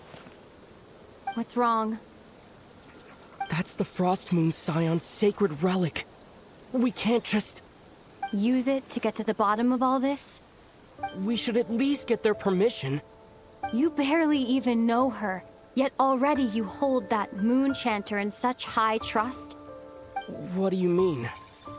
She told you that the seal can only be broken on Moon Prayer Night, when the flow of Kuuhenki is at its peak, yes? You heard all that? Watch this. Huh? But... Get it now? She's been stalling for time. As long as the statue's base is imbued with sufficient power, the secret chamber can be opened at any time.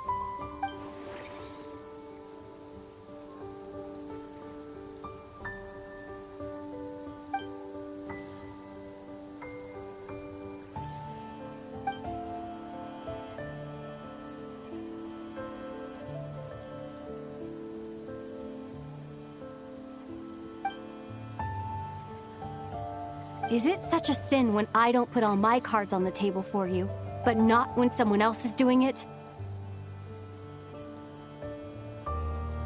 It's not like that. Is it? Lumine, you've got it all wrong. This whole time, I've wanted to ask you, what happened to make you like this? I admit, I've been having trouble accepting it. But after all this time apart, I've finally come to terms with who you are. Willful side and all. I trust you. I still do. Through all the worlds we've traveled, you've always been there by my side. If there are things you can't explain yet, I can wait while the journey goes on. I'll wait as long as it takes. Until the day you're ready to talk. Ether.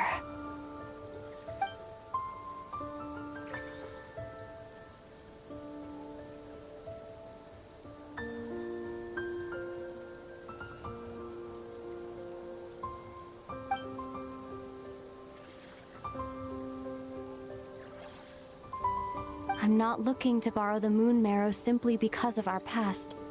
It holds answers about the very origins of Teyvat. I've always believed that if you want the truth, you have to see the whole story for yourself. I'm not asking you to trust me, Ether. Just don't try and stop me.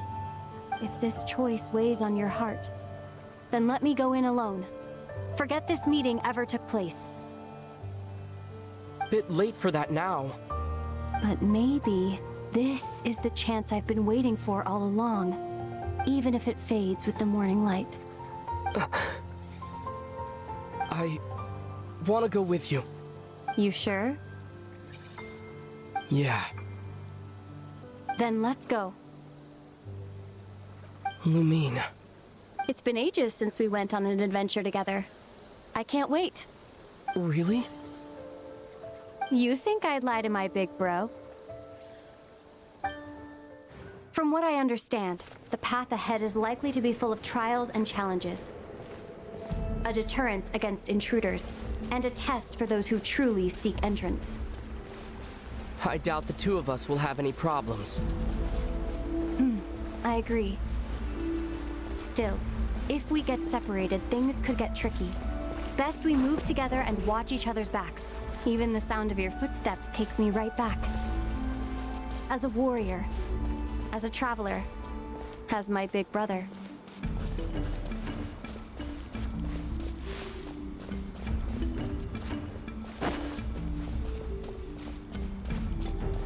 Looks like this is the first trial.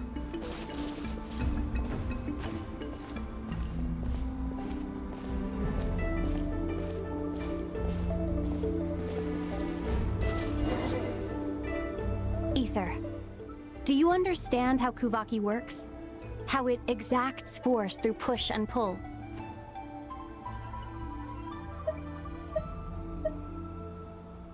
Let's see. How about this? I'll temporarily neutralize the Kuuhenki on the cliff face and move the platform into the center. Once it's in place, you'll need to utilize the repelling force of Kuuhenki to reach the other side.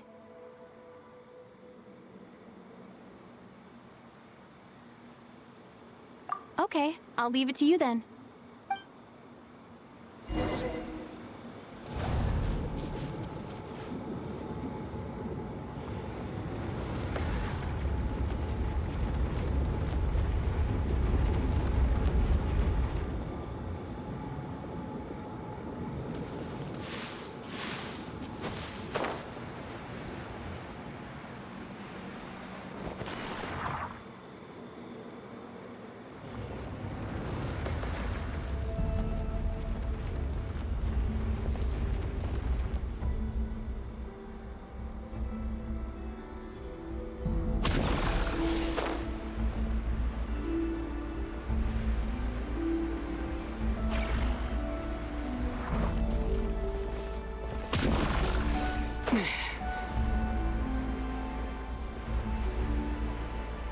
This should help Lumine get across.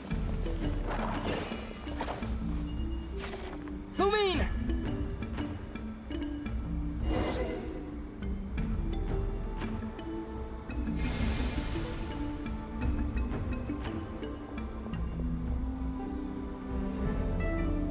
We make a pretty great team, huh? Just like the old days.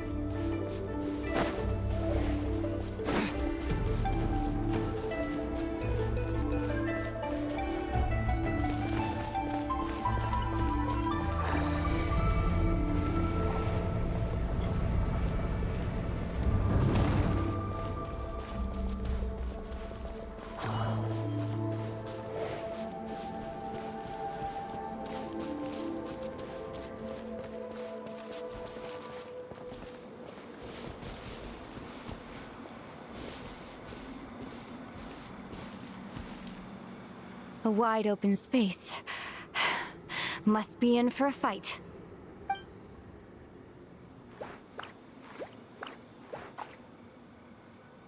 Was that it? What a letdown.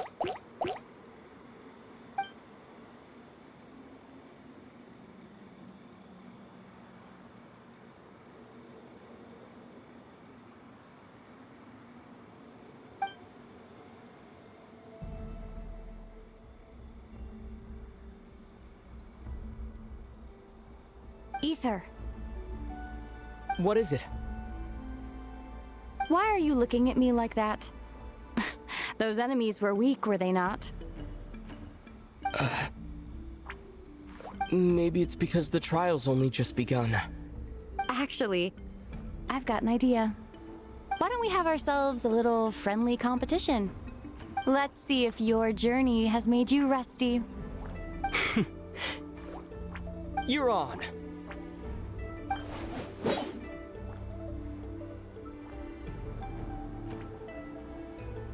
I won't lose to you, Lumine. If memory serves, I used to come out on top more often than not.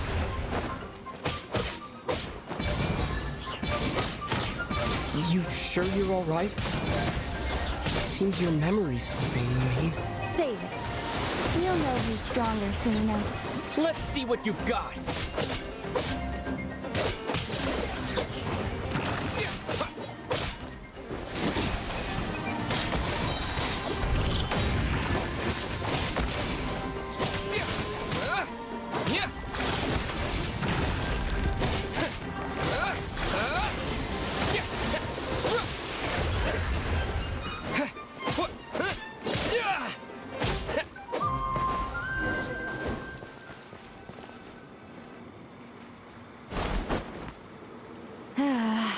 Fine. You win. Didn't feel like you really wanted it anyway. Going all out in a place like this? Sounds like overkill to me.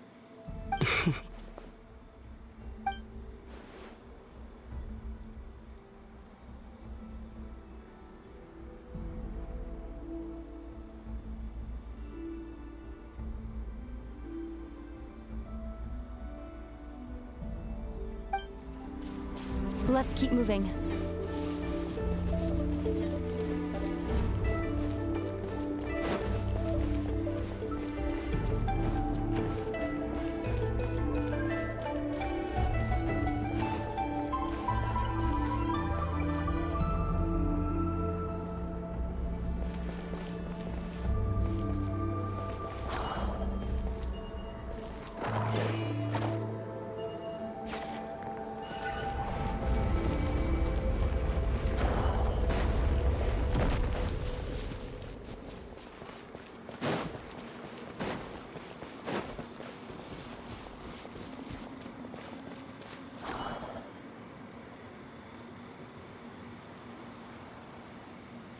What is this place? No sign of any monsters. Feels like a ritual site. But something's missing. It's ahead. Inside that thing that looks like a mirror. I can feel it. But maybe it's sealed within. Can you open it using Kuuhenki? Apparently not. Do you think it might have something to do with the Frostmoon Scions' bloodline? Lumine? If this is about strength of blood, what could possibly stop us? Let me give it a try. Why don't you check around for other clues? Sure.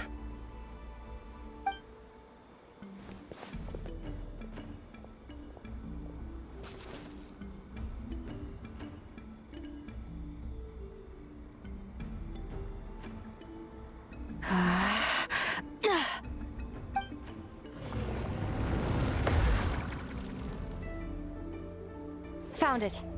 This should do the trick. Okay.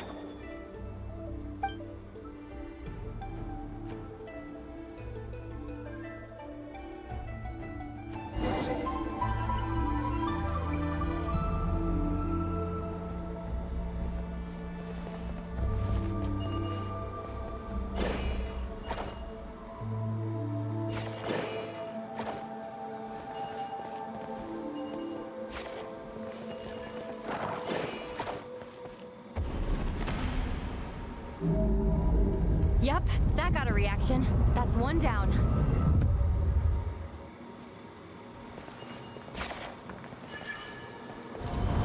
Nicely done.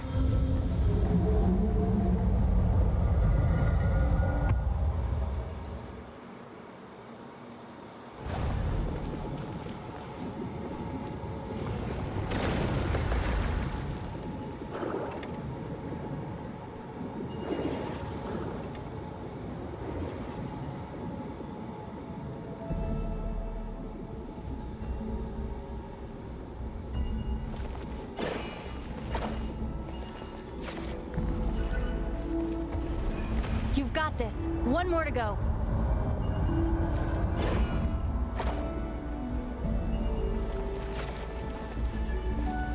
Good work, Ether.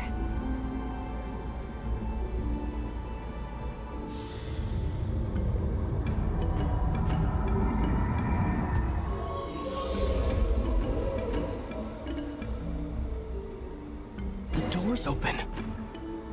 Come. We must be close.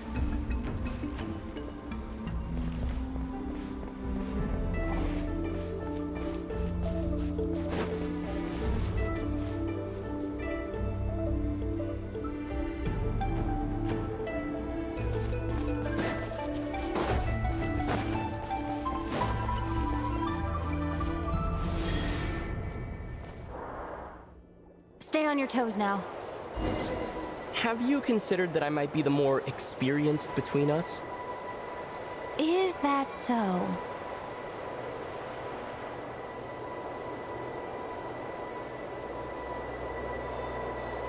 So, will you be heading off again after we're done here? Maybe, maybe not.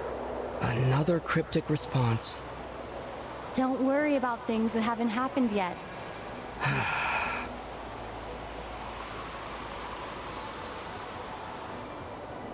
At the end of all this, what do you think we'll find? Whatever it is, we can handle it. What about the end of our journey? That's not something we need to worry about right now.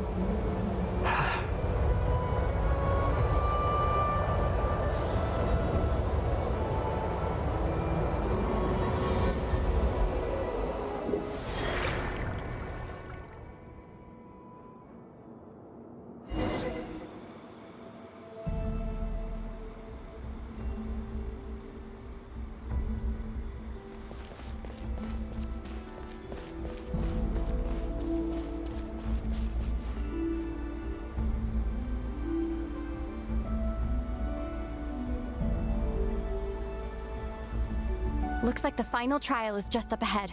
Ready for battle? When have I ever not been? What's wrong?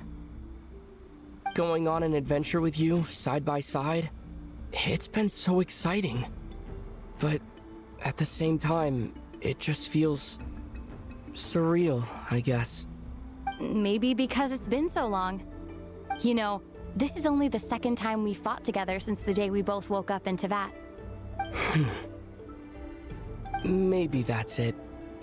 Ether, let the light of our blades come together once more, just like they did in the past. Lumine. This is a night of miracles, an adventure that belongs to us. Let's not weigh it down with worries and regrets. This is our adventure.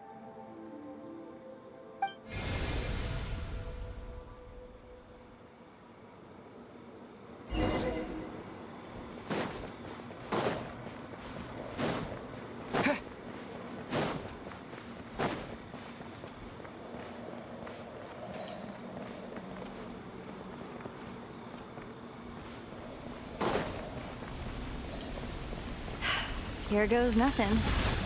Prepare for battle. Stay focused! Don't forget to heal yourself! Now's our chance!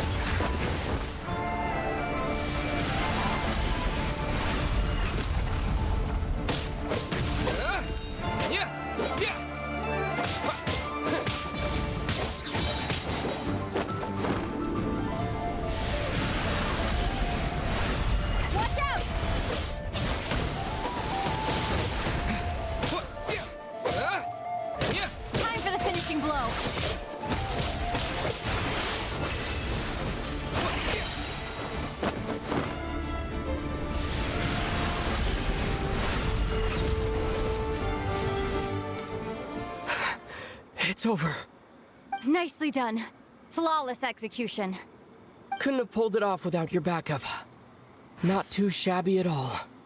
As for what you were saying, yes, I should have come to see you earlier. Or at the very least... Spent more time with me going on adventures like this. Something like that. Instead of just running off and expecting you to follow my trail. Wait a sec.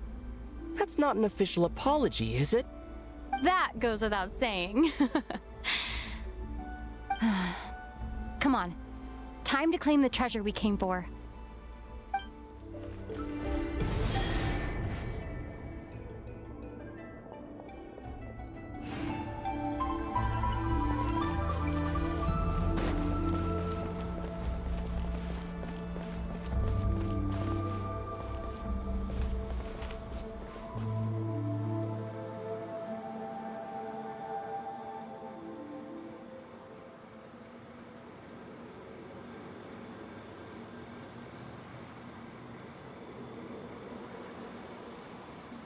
So this is the Moon Marrow. The treasure we've been after. All right. Go get it for me, Ether. It belongs to me.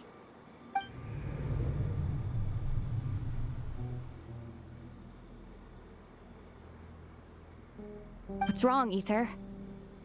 After everything we've just been through, you still don't trust me? Don't you want to know the truth too, just like I do? Rest assured, I'll share the truth with you afterwards. Now, go bring it to me.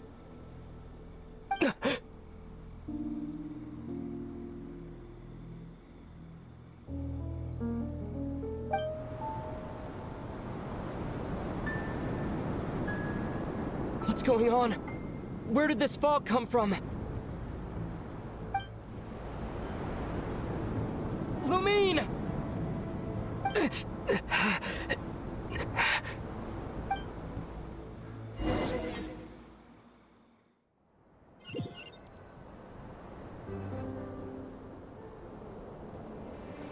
Lumine!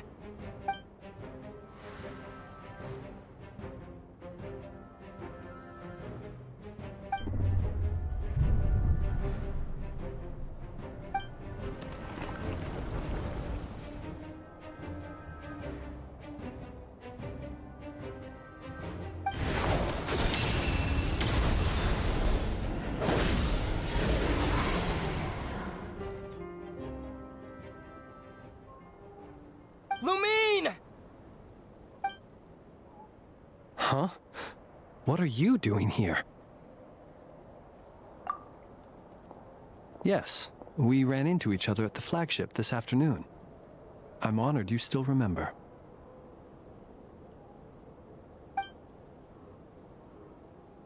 Are you looking for something here?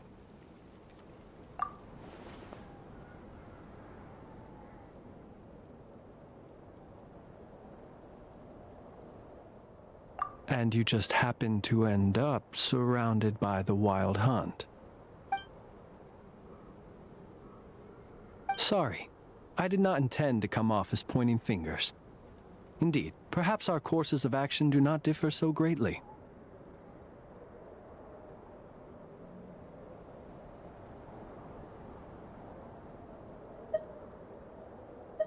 Not exactly. We Lightkeepers are accustomed to patrolling at night.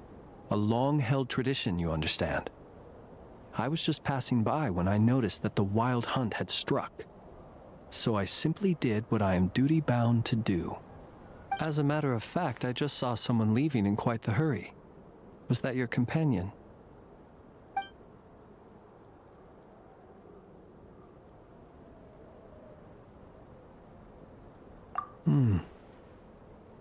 Perhaps I should take my leave now. After all, my patrol isn't over yet. Nod Krai is a dangerous place to be at night. I'd advise that you head back soon as well.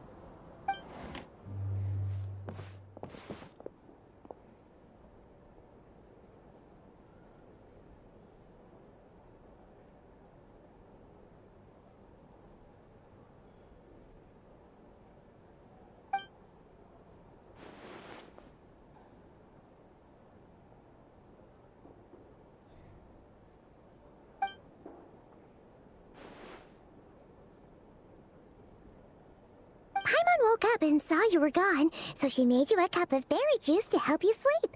Her own secret recipe. When you get back, drink it up and go get yourself some rest.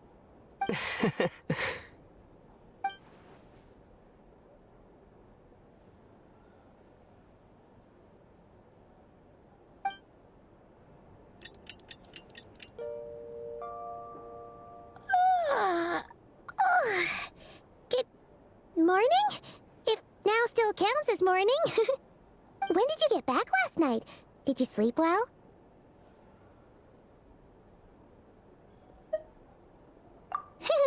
Good to hear. So, where'd you wander off to on your midnight stroll? Anything interesting to see in Nod Krai at night?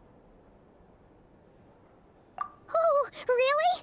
Come on, don't leave Paimon hanging.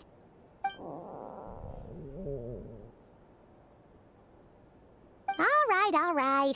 Guess we'll have to feed your stomach before we feed Paimon's curiosity. Let's go grab something to eat while we talk.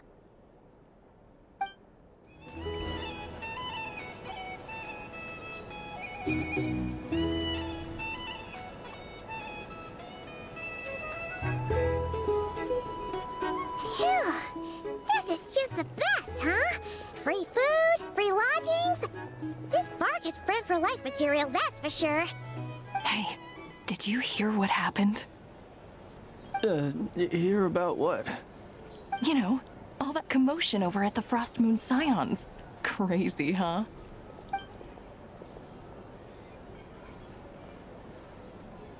Huh? What happened? See what I mean? Completely oblivious to what's going on around you. The sacred relic of theirs. It's been stolen. Hey, slow down! Paimon knows you're hungry, but you don't have to worry about her stealing your food. At least, not today. What? Was it those Fatui? No idea, but the news has already spread right through Nasha town. What did their high priestess... what do they call her again? The moon... something... Anyway, what did she say about it? What could she say? She's the one who discovered it was missing.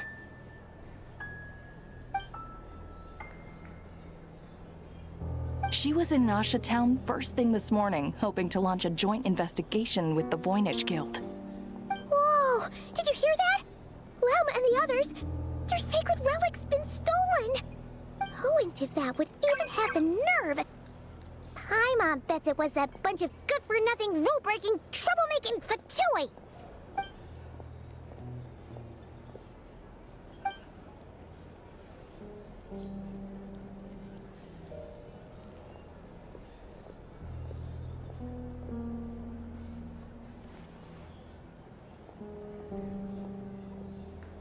Huh? What's wrong? You feeling okay? A joint investigation? Good luck getting any takers. Unless there's some reward or business opportunity to sweeten the deal. Same thoughts here. So just a few minutes back, she switched gears and headed over to the one place that might actually be able to solve this. The Curatorium of Secrets. Ah! You scared, Paimon! What is it? Huh? Okay, just... Hey! Paimon's not a baby, you know! Quit pulling her arm! Sorry to... Huh? There's no one here. But didn't they just say Lauma came this way a few minutes ago?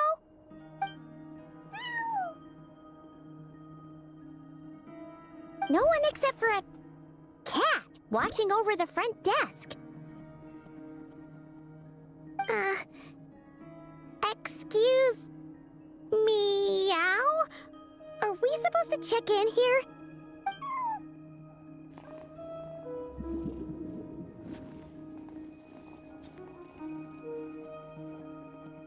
No idea what that means.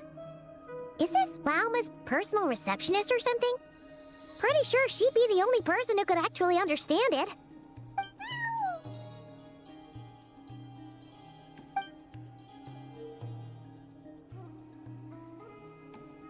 Huh? It's just heading into that room.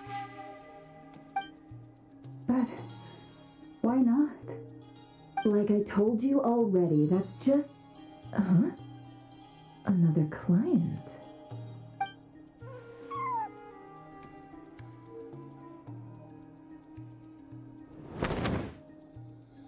Ah!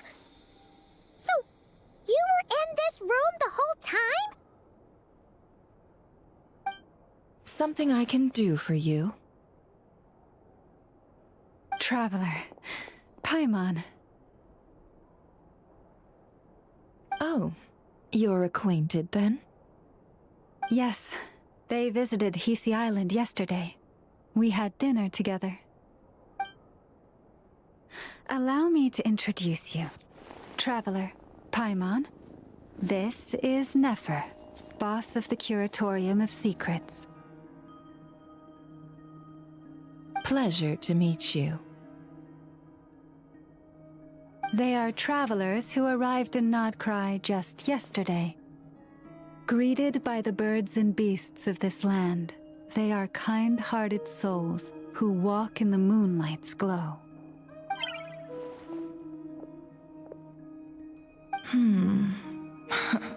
Interesting. Thank you, Lauma, but you need not have introduced them. They are great heroes, renowned throughout the nations beyond our borders. Oh, really? Do not forget, I deal in information. Just because most people in Nod Krai pay scant attention to foreign affairs, that does not mean the same goes for the Curatorium of Secrets. They're the heroes everyone was talking about before. The ones who saved Natlan during the Abyss crisis.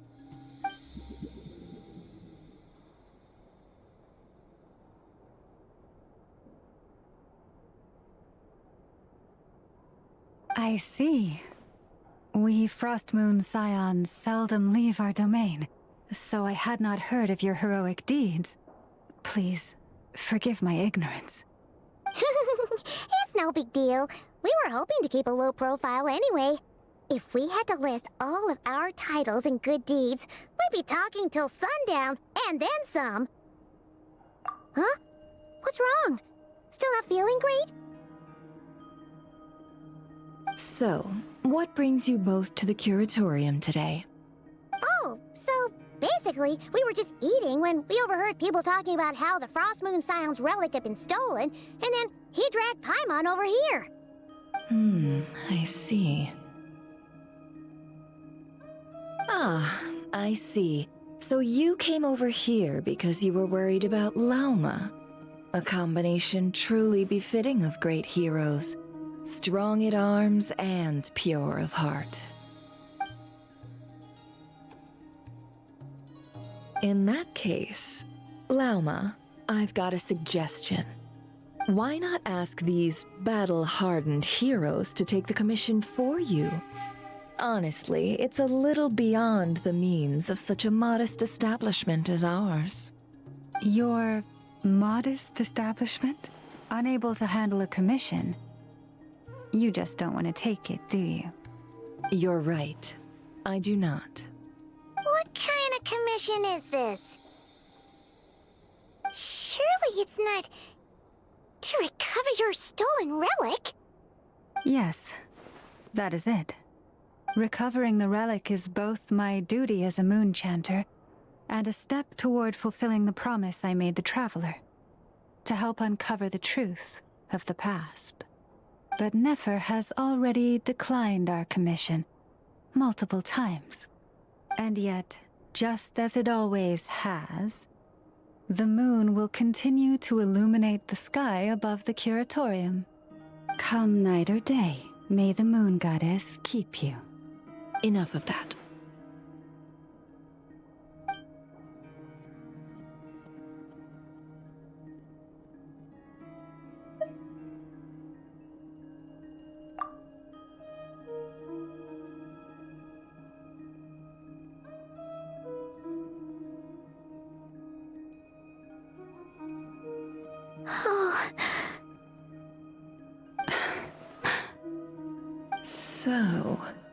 According to him, he never came into contact with the relic. So he suspects his sister may have taken it. I understand.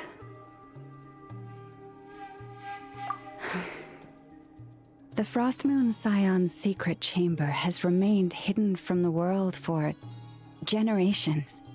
But the reason outsiders are forbidden entry is not only to prevent theft. Within the chamber lie ancient trials, challenges designed to test the worthiness of those who enter. To intrude without rightful cause is a most perilous act indeed. So please, don't be too hard on yourself. The fact that you made it through those trials proves your right to stand before the relic. To put it simply, the Moon Marrow itself has deemed you worthy. No. Your honesty tells me everything. You never sought to take the Moon Marrow for yourself. As for what happened at the end, I suspect the chamber's protection mechanism may have been activated. Among those who entered the final chamber, there was either someone with impure intent, or else an abyssal presence. The Abyss? Perhaps that's why, then. Either way, the Moon Marrow was taken. And I believe you. So the problem remains the same. I need to recover our relic. See? Didn't I tell you it would all work out in the end? But before everyone starts celebrating, forgive me for asking just one more thing. Are you absolutely sure your sister took the relic? What do you mean? Weren't they the only ones inside at the time? Who knows? Think about it. After your sister broke the seal with abyssal power, what was to stop someone else from following you in there? In theory, nothing. And as it just so happens, I received a tip-off from one of my sources earlier this morning. Word is, today of all days, the Fatui suddenly called off their search for the relic. What? Huh? Why?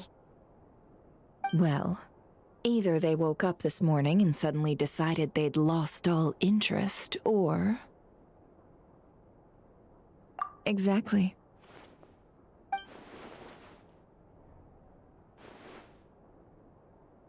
Are you wondering if your sister might be in cahoots with the Fatui? Which is why I asked, are you absolutely sure your sister took the relic? Or to put it another way, do you really know your sister?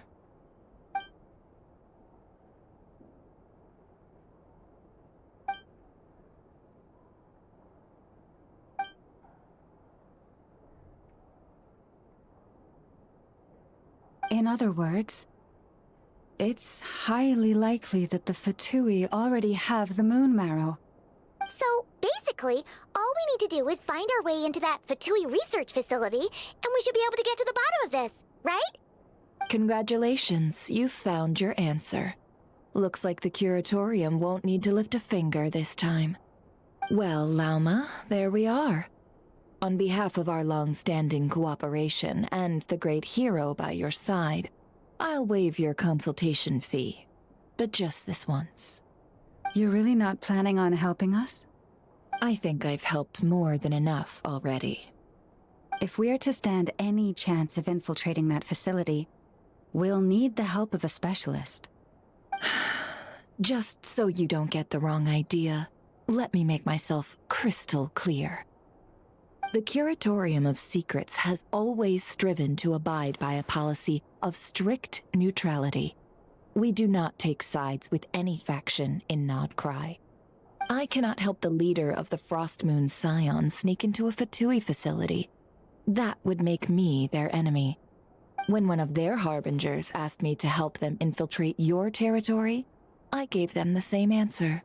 No. All right. I understand. But I do have one final request. I promise it's my last. It had better be.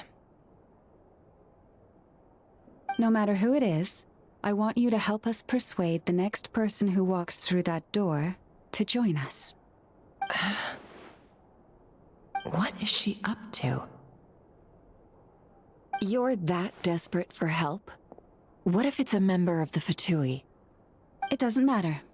You're welcome to tell them everything, even about our plans to infiltrate the Experimental Design Bureau.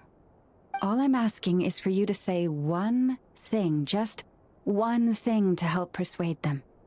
If you do that, I promise I won't ask you for anything else. Made up your mind? Fine. Fine, I'll play along with your little game. Besides, as long as I'm not personally involved, no one can accuse us of taking sides. Boss, I'm back!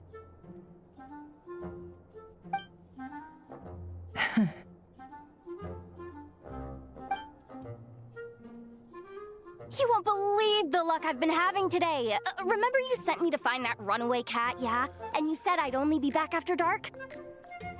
Well, guess what? Right after I left the house, this big ibis flew over and the missing cat was right in its claws. And once it got close, it loosened its grip and... Boss, you're meeting clients. I'm so sorry. I'll get out of your way.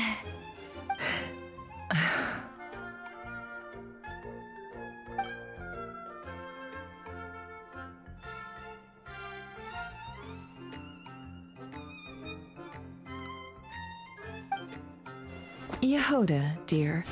Come here. Huh? Me? Is something the matter? Oh, hi there. My dear Jahoda, I have a request. Yikes! Why does the boss sound so scary? Did I do something wrong?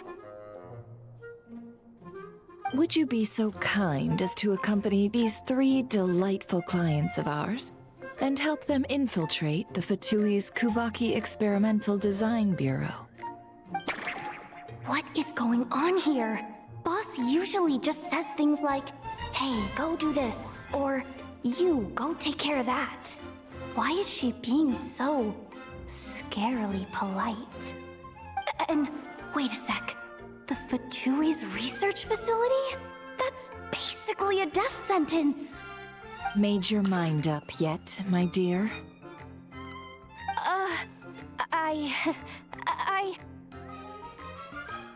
What is up with Boss today?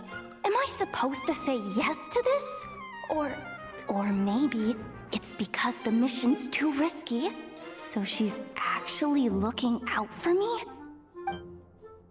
Why is everyone looking at me like that?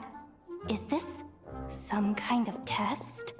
I can't let the boss down. Can I? Have you made up your mind?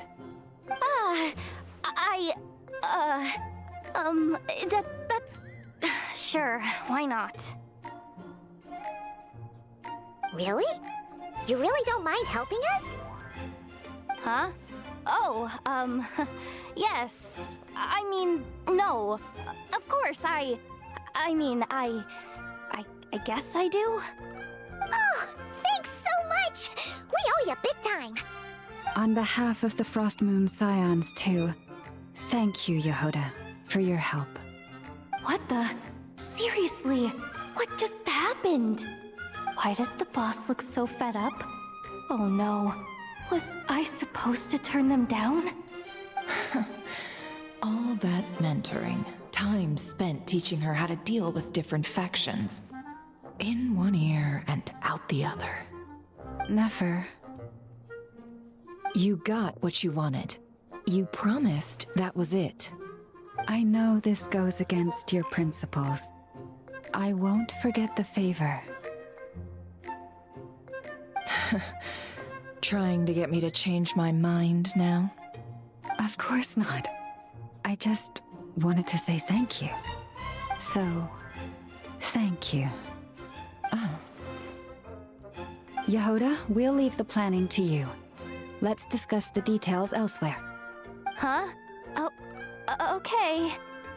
Oh, what have I gotten myself into? Oh, by the way, Jahoda, before you go, What is it, boss? you're fired. Huh? Effective immediately.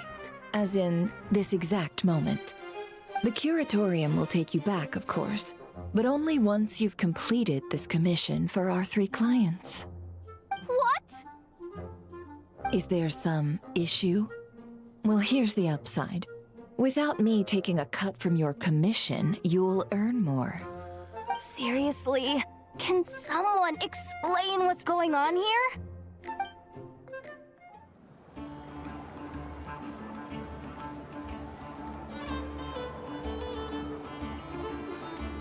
Are we sure Jahoda's alright? She looked totally crushed just now. She'll be fine. She's just in shock.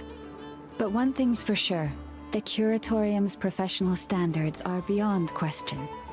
The fact that she only requested 1 day to prepare says it all. As an apology, I'll ask my animal friends to help her out more often in the future. Also, thank you for being honest with me. It means a lot. Was it really, though? As far as I see it, trusting your family is never wrong. In this case, let's call it a misjudgment. But the truth is, we all make mistakes every now and then. What matters is how we deal with the consequences. So, in return for your sincerity, there's something I'd like to share with the 2 of you as well. Oh? What is it? Perhaps it is something best said under the moon's gentle light. Would the 2 of you meet me on Hiisi Island tonight? Oh, it does sound important. You're right, there's too many people here. Somewhere quieter makes a lot more sense. Thank you both for understanding. Then let us meet beneath the moonlight. Lauma, we're here! Huh? Lauma, are you praying? I am indeed. For the moment I was born, my people exclaimed, "Behold, eyes like the moonlit tide, antlers like the crescent moon, and blood that glimmers silver as the moon's reflection." From as far back as I can remember, I was revered as the Frostmoon's emissary and the Moontide Maiden. The first words I ever learned were prayers to the Frost Moon. The first gestures, those of our sacred rites. Wow, that must have been tough. Back then, I didn't know any better. It all just seemed so natural. The Frostmoon Scions' bloodline has long since begun to run thin. Nowadays, even those of us with antlers are few and far between, let alone those attuned to the power of Kuuhenki. But I...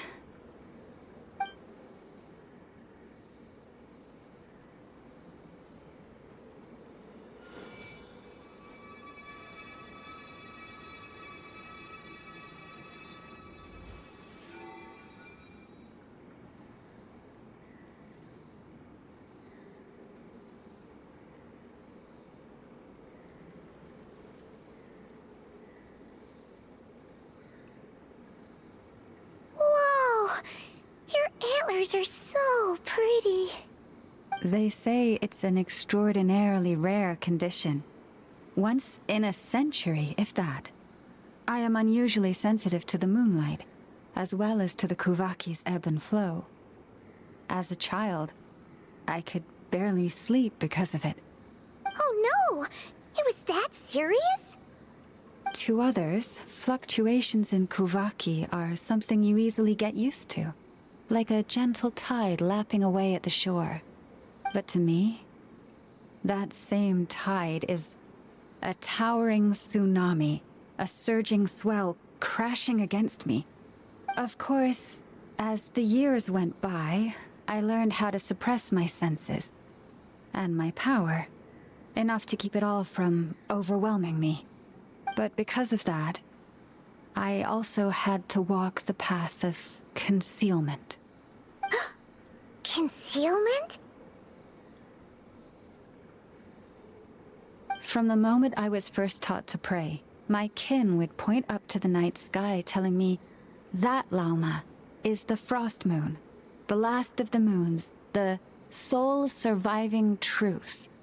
But I would ask them in response, why? Why can't I feel anything from it at all? Later, I came to understand that they simply could not tell where the real tide was coming from. They couldn't sense it. The true moon beyond the sky's veil.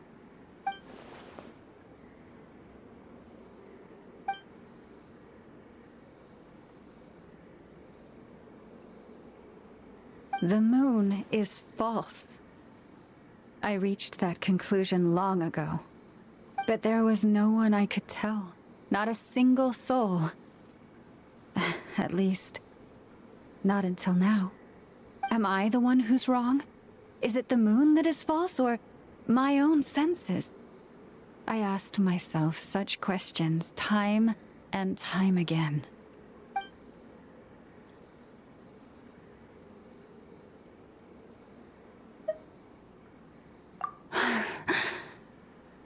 Thank you.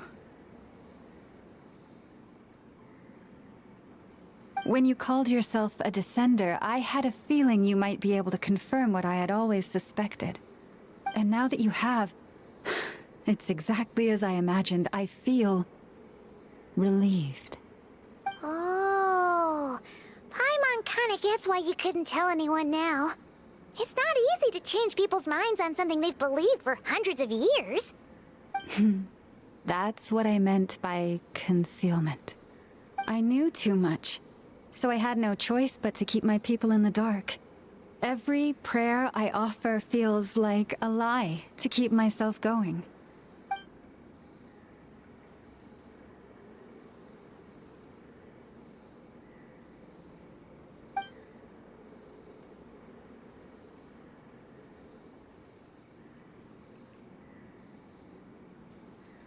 You've already met our Kuutar, haven't you? Huh? When was that?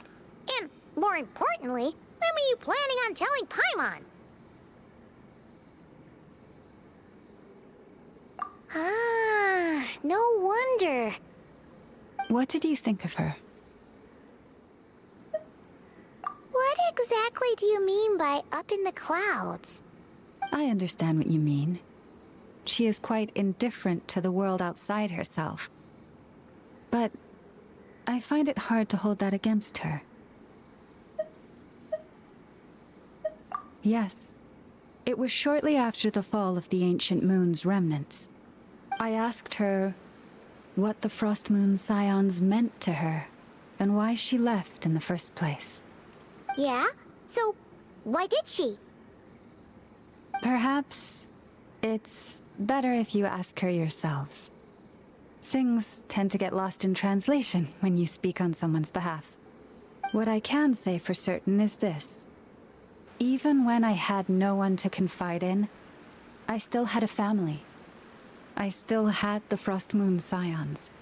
But that girl, born beneath the moonlight, perhaps she's never felt she had either. The truth is, though, she might have had it all, if only the Frostmoon Scions hadn't let her down.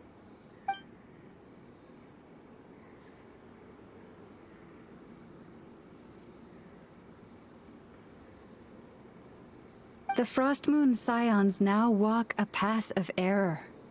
They offer their prayers to a false moon, and to a goddess who can no longer answer them. I want to change all that. But with the Fatui closing in on us day by day, the Frostmoon Scions must stand united, now more than ever. I just need to wait for the right moment. Lady Lauma! Lady Lauma! Cappy? Has Katheryne's condition deteriorated again?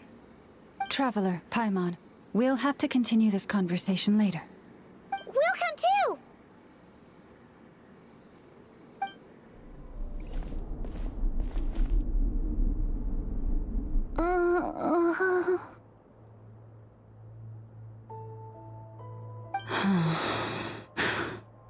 Why?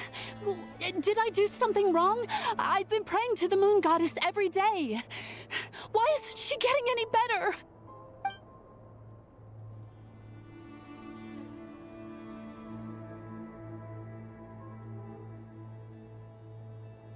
Cappy, I need you to wait outside. I'm about to start her treatment.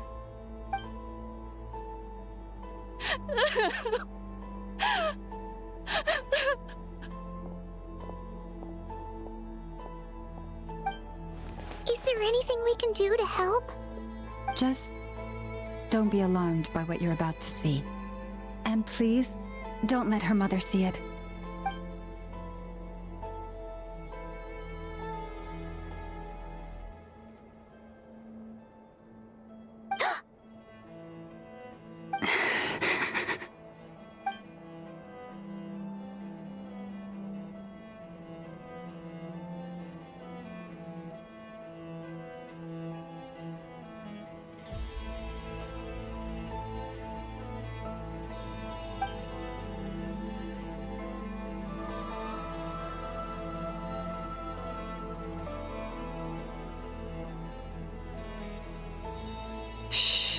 Please, help me keep this a secret. She looks much better now. But, Lauma, was that? A medicine prescribed by a local doctor. For ordinary people, my blood has the power to counteract any adverse reactions to Kuuhenki.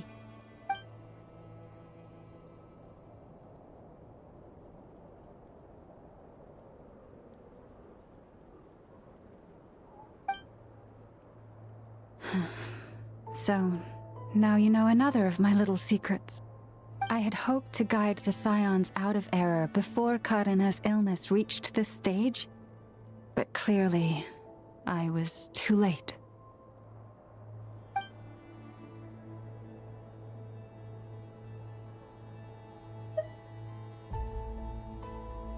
My life is as hidden from sight as the far side of the moon. Yet people only look to the bright side for guidance. If the day ever came when the two sides were reversed, could they truly accept it?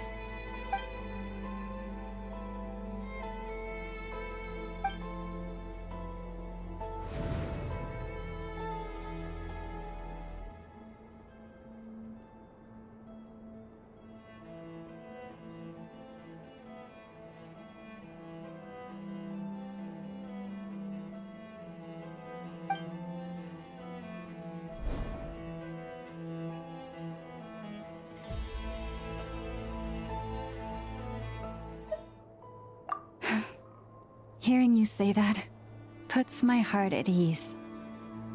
Mm-hmm. And if there's anything we can do to help the Frostmoon Scions, just let us know.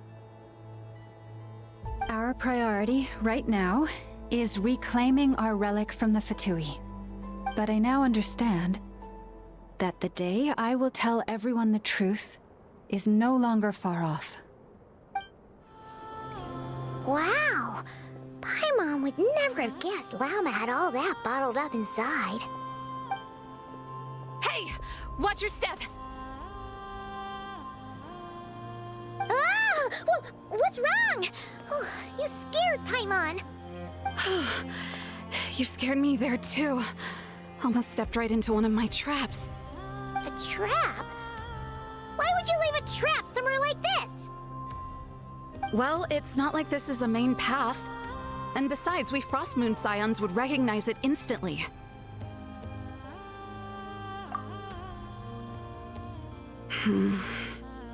Alright. You don't seem like you're with the Fatui, so I guess there's no harm telling you. Lauma asked me to set up these traps to keep the Fatui at bay. Oh! Come to think of it, their 3-day ultimatum is almost up now. Yes. Hopefully they'll back off when they realize we won't go down without a fight. Oh, you've done a lot for the Frostmoon Scions too, just like Lauma.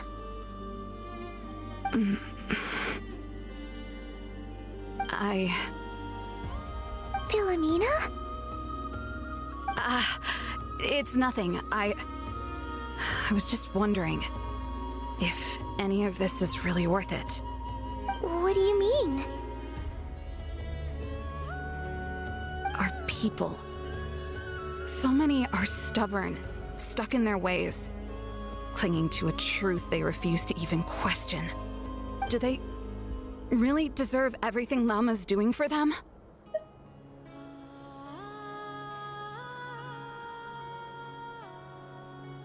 Afraid. Huh. I suppose. Maybe you're right. No. I shouldn't be saying this. Just forget it, okay? Bye. Huh? Why did I say all that? Or really, why am I still doing any of this? Either way, this will be my final night with the Frostmoon Scions. Wow, she sure took off fast. So, are we heading back to the flagship for a break, or what?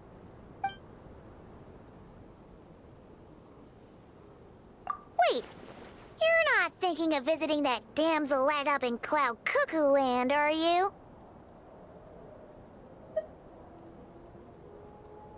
Huh. Given who she is, pushing her won't get us anywhere. Hey! Why don't we... Let's bring her something tasty! If she doesn't want to talk, we'll have to win her over with food. Hey! No harm in trying. At the very least, it shows we're trying to be friendly. Let's see... How about Ineffa's 9.12 out of 10 berries and fried meat, the Frostmoon Scions boon of the day, and one of your signature dishes? Your choice.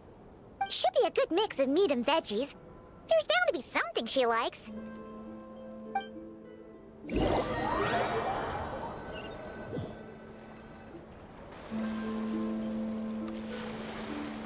All right, food's packed and ready. This is the place, right? Why does it feel like we're going to visit a patient? Oh, no. Take this seriously, Paimon.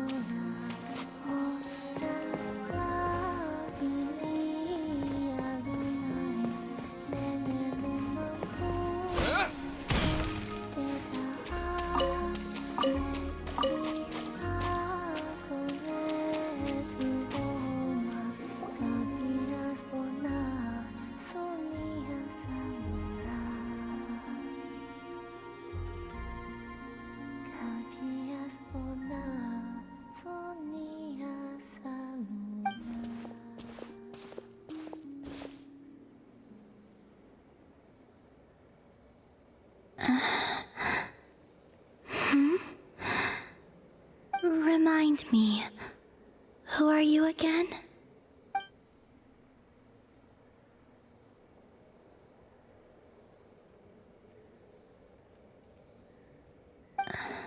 A different one floats by your side today.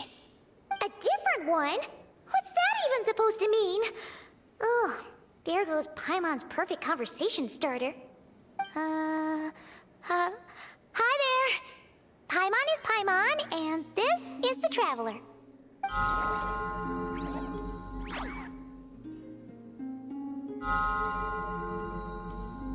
Oh, there you are. Between the two, I suppose you're cuter. Wait, what do you mean Paimon's less cute than that floaty thing? Columbina. What is it? What's your favorite kind of food?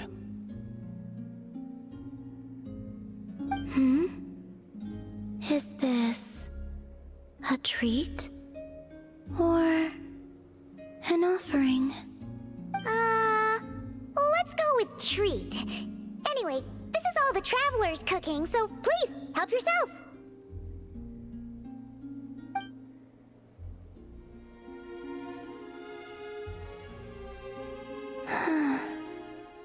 Oh, that wasn't exactly a yes, but she didn't turn it down either. What could she be thinking?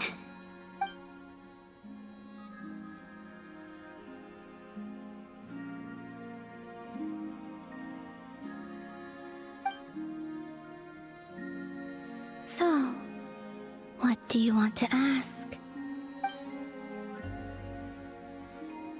Hey, she's actually playing along! Quick, now's our shot. You know the moon in the sky isn't real, don't you? I know there is only one moon in the sky. It is simply that some can see it, and some cannot. What does it mean to you?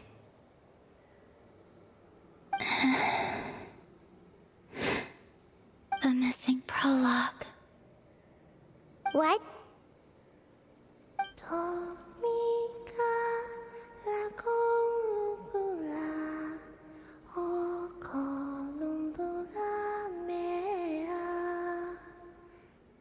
Huh? What does that mean? Isn't she going to explain herself? Can you tell me more about that melody? You were humming it last time, too.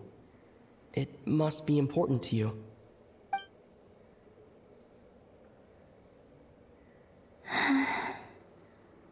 It is all I remember from the moment of my birth. A melody. A few lines of lyrics. Like a lullaby from a foggy dream. Oh, so who was singing it? I do not know. I have nothing else. Just that song. Huh? And the Frostmoon Scions who found me. They had nothing either, but hope. Before I even knew what was happening, they were already calling me their goddess. And I had no reason to decline. Like two lost infants unknowingly exchanged, I adopted their faith. And in return, they adopted me. But my adoption drops you into the story halfway through. What came before was scribbled onto the wrong pages, never even bound into the book. That sense of something missing only served to nurture their greed and doubt. And thus, I came to realize that this place was never truly my home. Greed and doubt? O Moon Goddess, forge weapons for us, drive out our enemies, and expand our lands. O Moon Goddess, heal our wounds, ease our suffering, grant us strength. They asked for everything, and I obliged. Until the day came when no answer could be given. If mortals can turn to the gods when they are powerless, then who do the gods turn to when they have nothing left to give? You've got Paimon there. In those days, the Frostmoon Scions cared more for faith than for truth.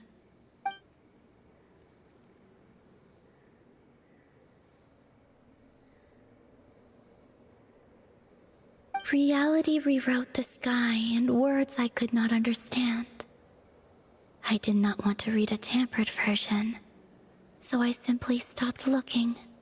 The real beginning of my story lies up there, on the moon, forever beyond my reach. Like a message carved for blind hands, sealed away where no fingers can find it. Huh. So that's how it is.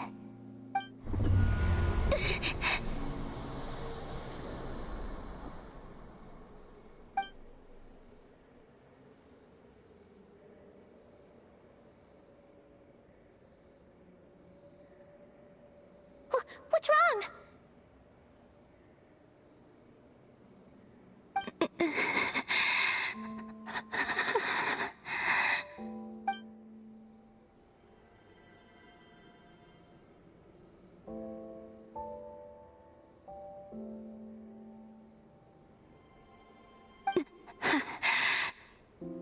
You should go. What, now? But you really don't look well. Did something just happen? Is there anything we can do to help? No. Aside from answers, I have nothing else to give you in return. This is the price of running away from home a second time. Running away from home?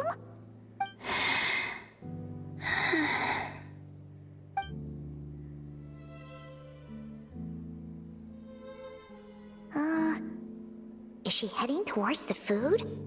Did all of Paimon's questions make her hungry? Do you still have many questions? I know I should offer more in return for your kindness, but I'm feeling a little worn out. Oh, we're so sorry about that. The Tsaritsa was right.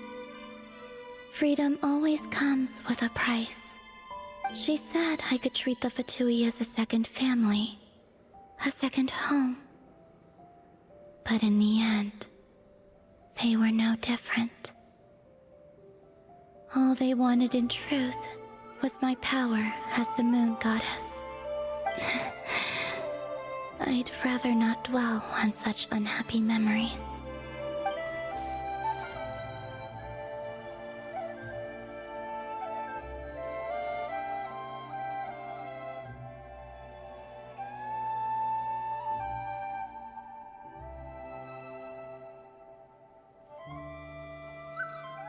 I have fulfilled my promise to the Tsaritsa, though it has used up much of my power. So you see, this has nothing to do with betrayal. So, you're just staying here for now, resting and recovering your strength? Yes. What about these flowers? They have grown in Nod Krai for many generations. They're highly sensitive to the ebb and flow of Kuuhenki.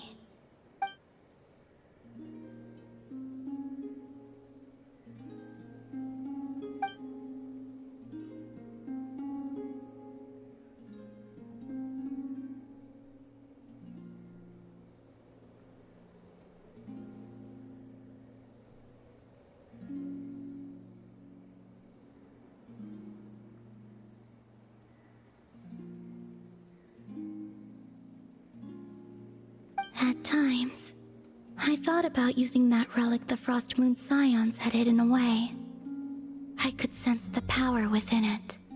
But going out is such a hassle.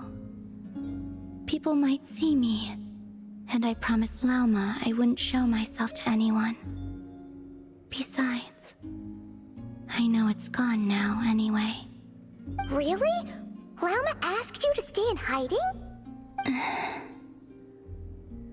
Uh-oh, she's looking back at the food again. But Paimon's still got some little crumb cookies here. You could have these for dessert if you wanted. Lauma said she wishes to change the Frostmoon Scions, which is why she asked me to stay out of sight.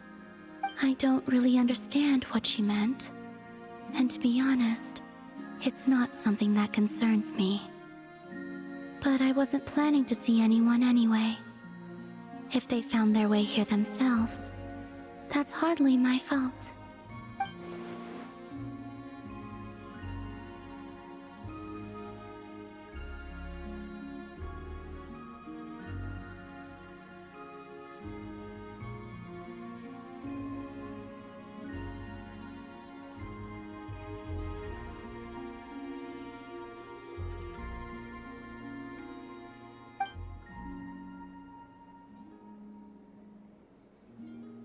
Lauma, the Maiden of the Grove. She is quite unlike any Frostmoon Scion I have ever met before. After hearing my story, she actually apologized for how the Frostmoon Scions treated me back then. She told us she feels like she's been living on the far side of the moon. Is that so? I actually got the opposite impression. She's been keeping her true power hidden away, afraid that people might be dazzled by its brilliance, and that they'd no longer be willing to look her way.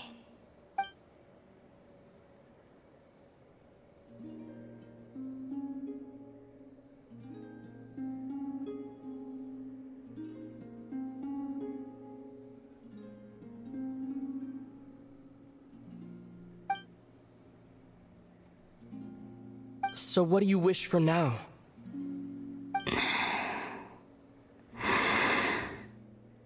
I wish to return to the moon, to the home where my story is written. Right now, that is all I wish for.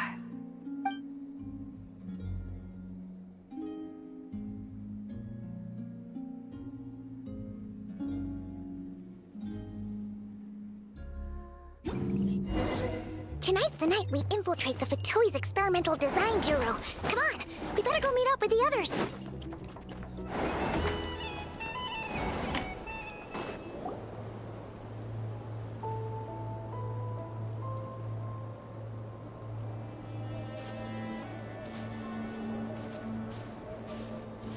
Huh? How come you're here by yourself, Lauma? Where's Jahoda? I haven't seen her. Seriously? Don't tell Paimon she's ditched us on our first mission together. I don't believe so. Nefer and I have our differences, but that shouldn't interfere with our shared objective. Recovering the relic is my duty. But as far as she's concerned, there's plenty to gain here too. In Nod Krai, it's common knowledge that the Curatorium has a nose for profit and opportunity. The same way aphids flit from flower to flower in a never-ending quest to make honey. Huh. Sounds like you know her pretty well.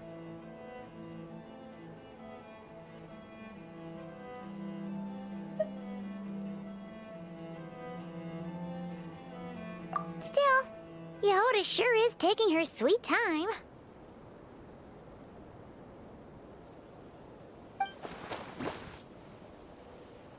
Hmm?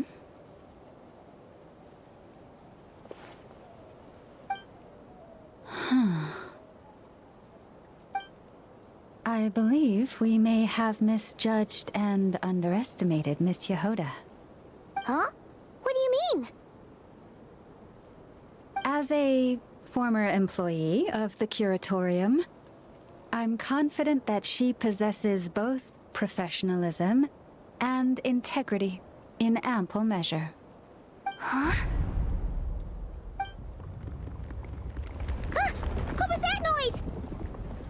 The sound of a wavering conscience, perhaps? Ah! down. Hello, everybody! What kind of an entrance is that? Wait a second. Have you been hiding nearby this whole time? Yeah. I was just, scouting things out from up high. Darn it. How did Jane Doe even notice me up there? I can't believe I'd only realized I'd run out of smoke bombs this morning. What if something goes wrong inside? How am I supposed to make a quick getaway now? Thought I could just hang back and wait for the clients to get cold feet. But nope. Turns out they're all completely fearless. Don't they know how scary the Fatui are? Really sorry, everyone. Truth is, just as I was heading out this morning, I discovered I'd run out of a super important, completely essential, absolutely indispensable piece of equipment. So, what are we gonna do? Well, as I see it, there are two options. Plan A is we take a detour to Nasha town to restock, though who knows if any shops will still be open this late. Plan B is we call it quits right here, disband the team, and I'll go home. My place is only like a 10-minute walk from here, so... Personally, I vote Plan B. Bada bing, bada boom! Maximum efficiency, minimal effort. Don't try to solve your problems by running away. Not a fan of either? Then I guess our only option is to fall back on Plan J. That's J for Jahoda, by the way. Why didn't you just tell us that was an option in the first place? Come on, that would have totally ruined the surprise. Boss pulls this trick all the time, and it's always the clueless ones who end up praising her to the skies. Feels like you just threw shade at a whole lot of people. I have faith in your professionalism, Jahoda. You don't need those flashy tricks. Your abilities alone are more than enough to earn our respect. Huh. This Jane Doe sure has an eye for talent. Speaking of which, maybe it's time I started calling her something nicer? You really mean that, Jane? I mean, Lauma Doe? I do. I'll tell you what, it's not every day you get to work alongside such considerate clients. I have a feeling we're gonna make a great team. Plan J is this. We find our way in through the freight access on the facility's east side. It's tucked away from view, and security's lighter at night. I've prepared some special gadgets too, so we should be ready for anything. If we want this to go without a hitch, we'll need to work together every step of the way. So everyone, stick close behind me. Now that finally sounds like a real pro talking. Hey, you saying I didn't before? Kinda, yeah. You... Never mind. A top-tier treasure hunter like me never lets the naysayers get to her. All right, let's go over what we agreed on yesterday. The goal of infiltrating the Kuuhenki Experimental Design Bureau is to locate and, if possible, recover the relic that the Fatui stole. We also need to figure out why they built the facility in the first place. I'm worried that they've set their sights on the ancient moon's remnants on Hiisi Island too. Well, now that we've got a plan, time to get this show on the road. Everyone ready? Yeah? Then, let's move. All right then, let's get this job done.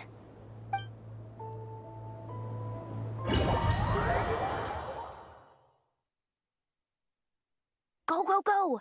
But make sure you stick to the side.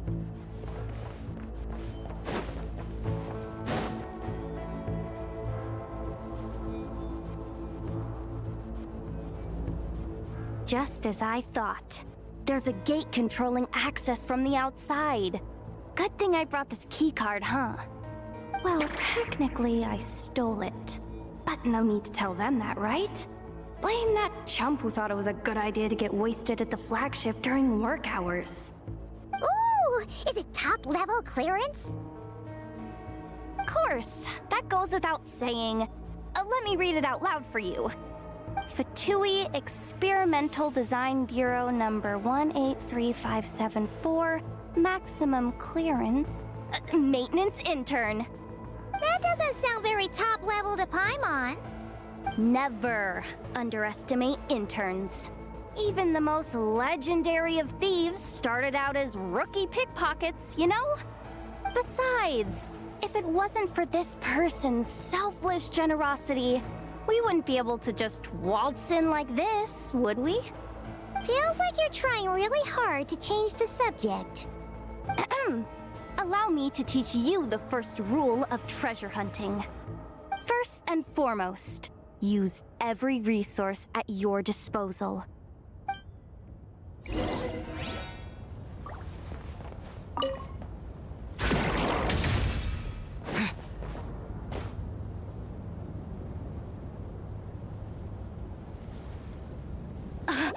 I get it now. It's like a pair of light bulbs just lit up in my head. What did you just get? The blue light, aka Plan A, is telling me to take the path along the left side.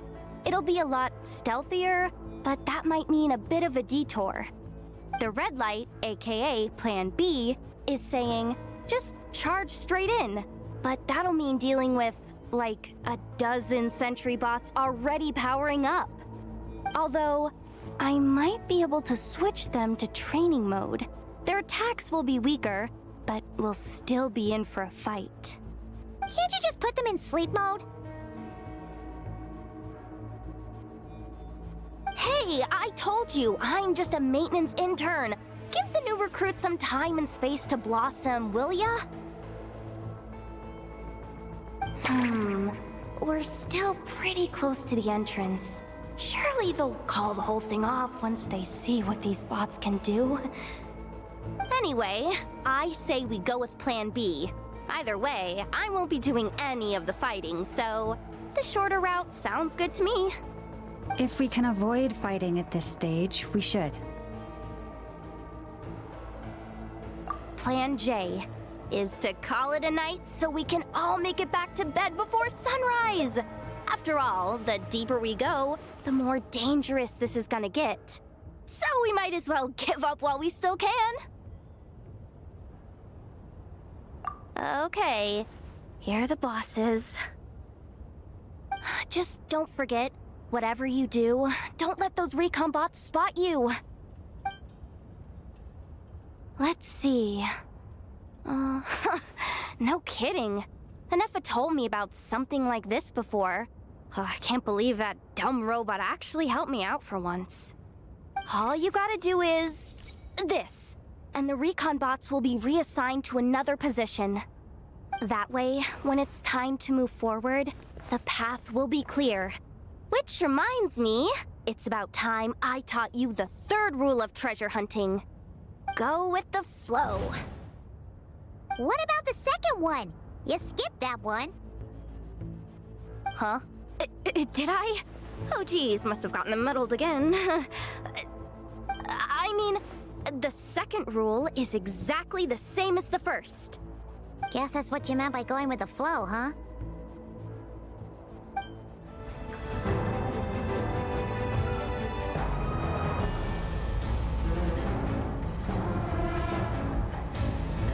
Shh! There's someone up ahead! Has the lockdown been initiated? Move it, soldier! The cargo has already been transferred. The lockdown procedure is complete, Commander. That sector is now fully sealed. The night shift. Just our luck. Don't they usually handle deliveries during the daytime? There's not supposed to be anyone here.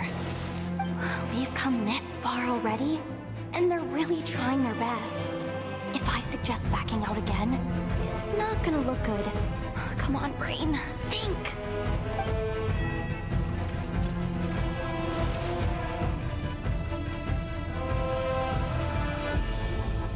Got it!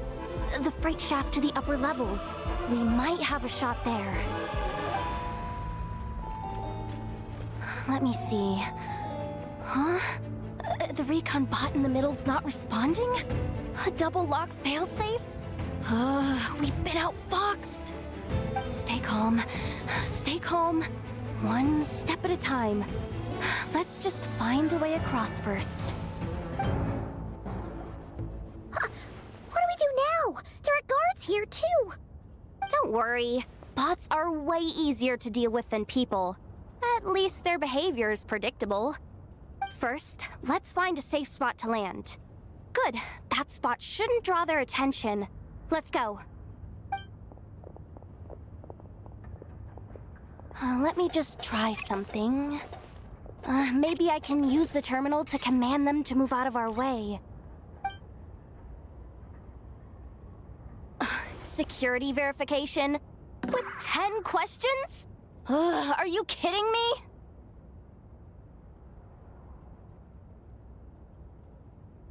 You really trust me that much? Fine. I'll do my best. But just to be clear, if I can't answer a question, I'm backing straight out of the terminal. No way I'm risking triggering any sort of alarm. Come on, Jahoda. You can't give up now. Question 1. What is our motto? Oh, I know this one.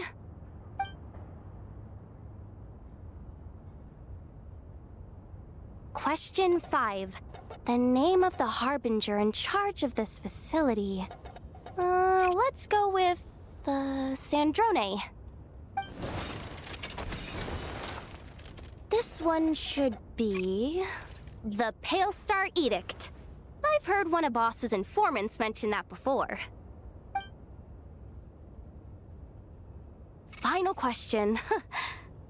Enter employee ID. And it's timed? Okay. 183574. Confirm. I actually got them all right? What a miracle. Not bad, Jahoda. Not bad at all. Guess you're an official maintenance intern now. Hey, that could be my personal plan B if I can't get my job back. Just kidding. The Fatui are awful. The bots have taken the command. They're moving off. Let's get going while the coast is clear.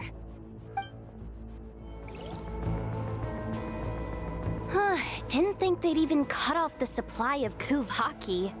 They're being really cautious.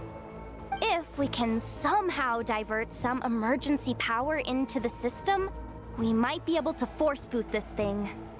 What do you mean by force boot? How do I explain this? It's like dumping a whole bucket of water into an empty pool, so that the little ducky gets to swim around again. You should probably just ask Aino instead. So, we just need to find that bucket of water, right? Paimon thought your explanation was great. Kinda adorable. In a childish sort of way. Hey, you could have just skipped that last part. Here, bucket, bucket, bucket. Where are you hiding? Judging from the concentration of Kuuhenki, over there. Wow, you can sense that, Lauma? That's incredible.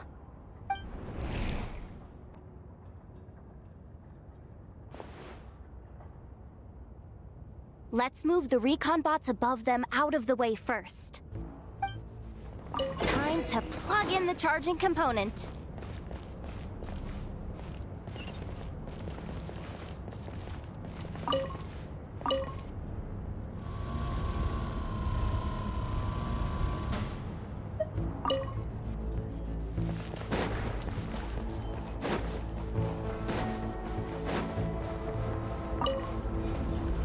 Up and running at last.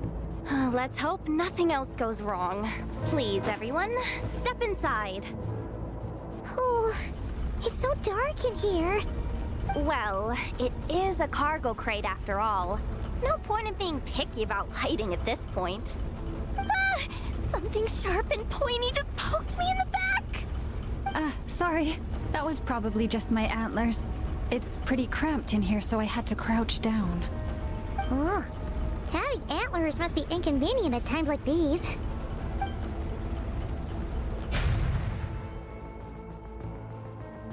Ah! What's going on? Don't tell me something's gone wrong already. Looks like there was only enough juice in the emergency power supply to lift us this far up. Ugh. Awkward. Am I gonna get docked for this? Based on the boss's policy of docking pay for every screw-up, No, wait a sec. I've already been fired. Doesn't look like it's moving again anytime soon. I think we can get through if we follow the ventilation duct along the outer wall. The entrance has gotta be somewhere. Don't worry, this was totally part of the plan.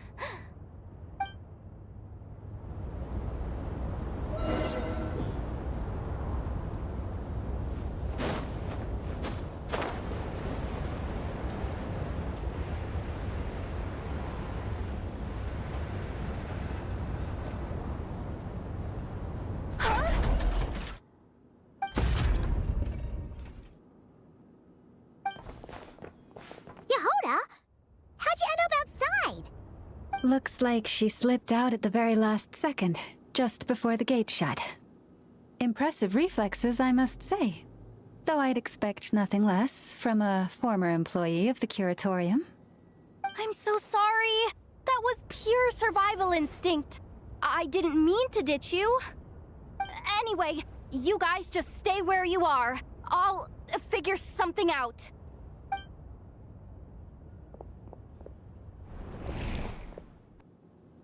Hey, there's a terminal nearby. Hang tight! Can you hear me now?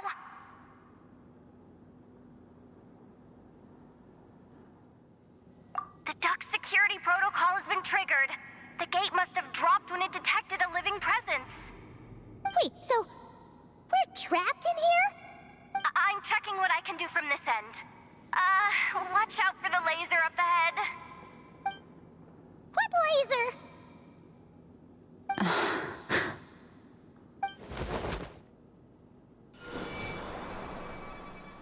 Oh, we see it now. Good thing we didn't move.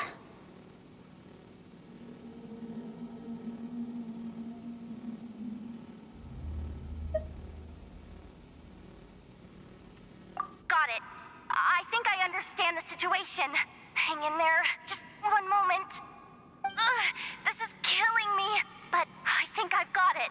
I can try adjusting the direction of the Kuuhenki flow inside the duct. If I've got this right, you might just be able to dodge the lasers by utilizing the Kuuhenki's pull in reverse. Oh, Paimon thinks she gets what you mean. But I can't see where you are from here, so I'll need your constant input. Just tell me what to do. I'll follow your lead.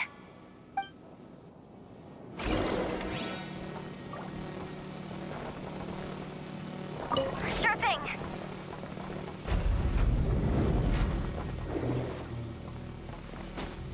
So, wanna grab dinner after our shift?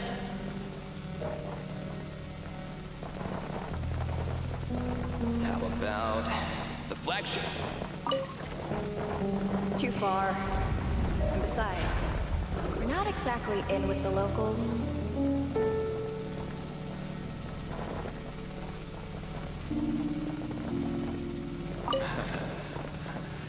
Then how about the staff cafeteria?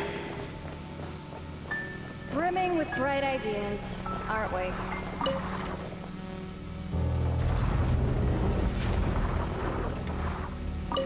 Like this, right? Sure thing.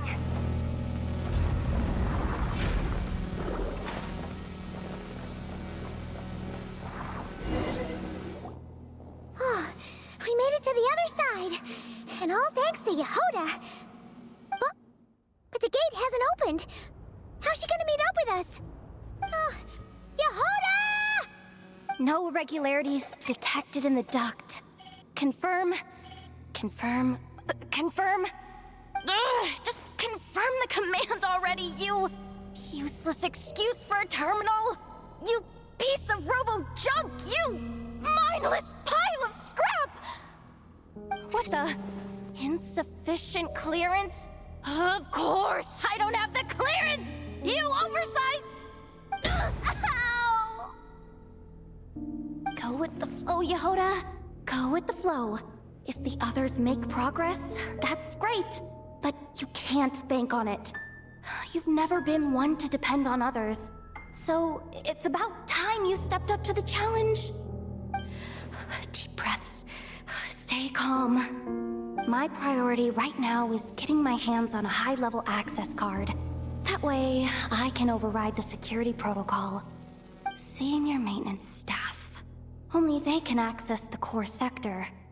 But hey, there's always someone careless enough to hide a spare key under the flower pot by the door. Which means there's a good chance there's a duplicate lying around somewhere in the control room. Even if I can't get into the control room myself, doesn't mean I can't rely on some external help. If I can take control of one of those guard bots, maybe I can use it to search for the access card. This is crazy, Jahoda! You're all alone. You've got nothing. And yet, you're charging ahead like fear's a foreign concept. Maybe that's exactly why. 'Cause I've got nothing left to lose! Confirm! Am I a genius? Whoa, this feed's super clear. This is gonna be a piece of cake. Wait a second. This thing's not a guard bot. It's a janitor bot. You think Marionette even knows what we do down here? She seems to spend all day either holed up in her lab or out doing the rounds. It's still a mess over there. Go clean it up. Why? Planning to skim a little off the top? No, nothing like that. Just wondering if anyone would actually notice if we didn't show up from time to time.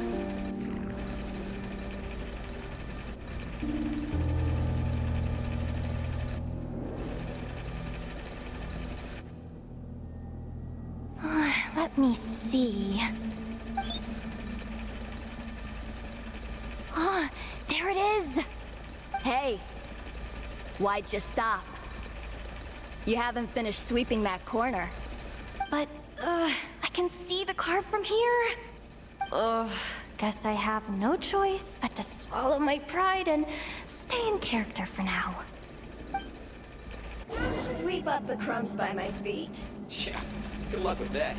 What are you gonna do when they ask for a progress report?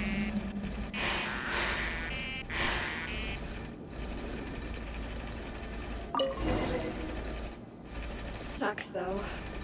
Finally sent somewhere warmer than Snezhnaya. Yet we barely get to see the outside world. Gotten rid of the dust behind the door yet?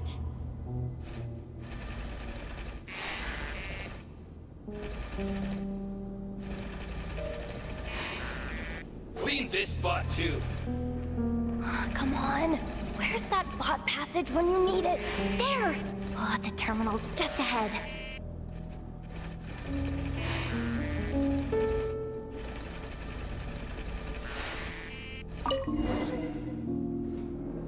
But will Jahoda be okay? Paimon! She said she'd used every resource at her disposal, so let's have some faith in her abilities. Besides, when it comes to surviving in Nod Krai, she probably knows more than any of us. So, they really do believe in me. But how long are we gonna have to stay here? Paimon doesn't want to get caught by the Fatui either. Does Paimon mean the two Fatui in that room? Let me see if there's a way to distract them. Wait, did you hear that? Huh? The alarm? What's going on? Let's go check it out.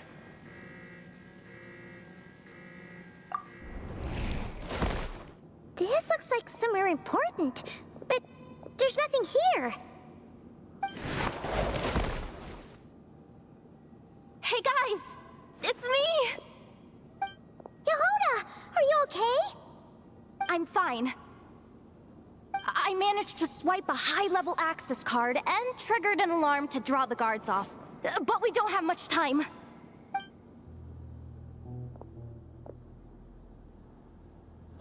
Alright, looks like we can control the elevator.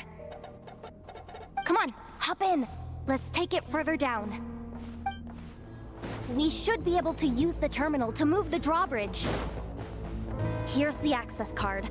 I'll keep watch while you handle the controls. All done. Let's keep moving. There's no one here! That's good news for us.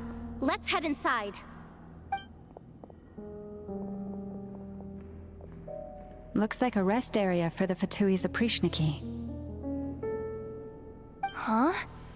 The terminal's still on?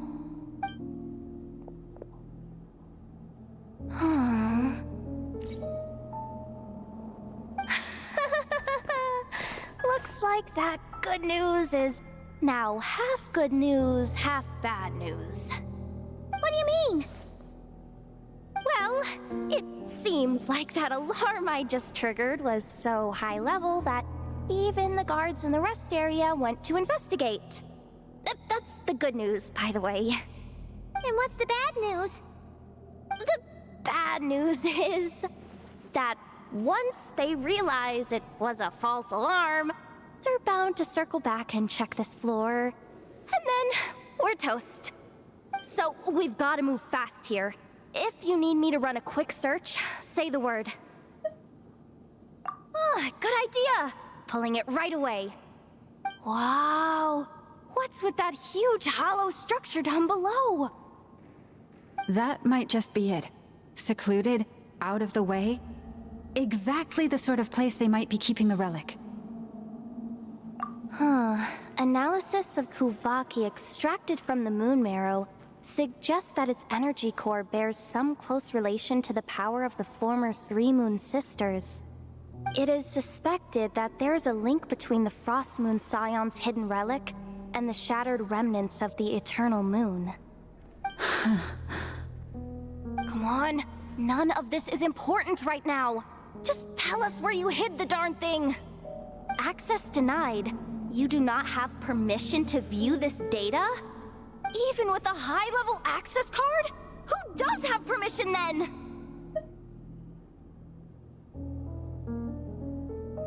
"264 pages! What is this?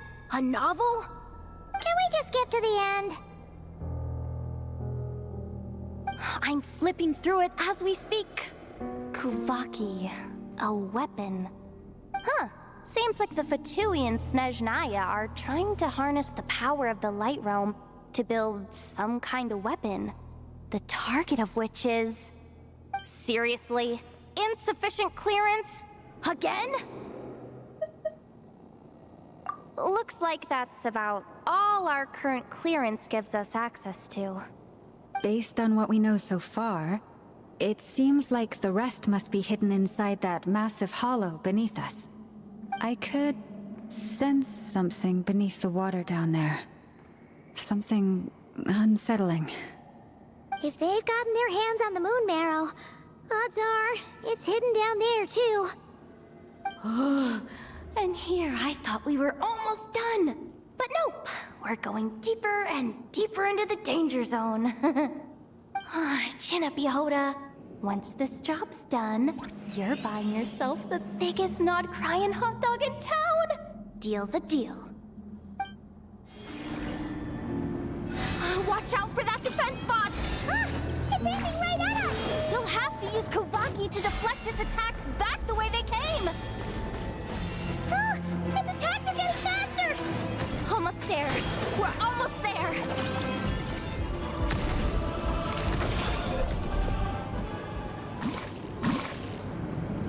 It's finally down. Quick, let's hurry down to the lower level before we're spotted.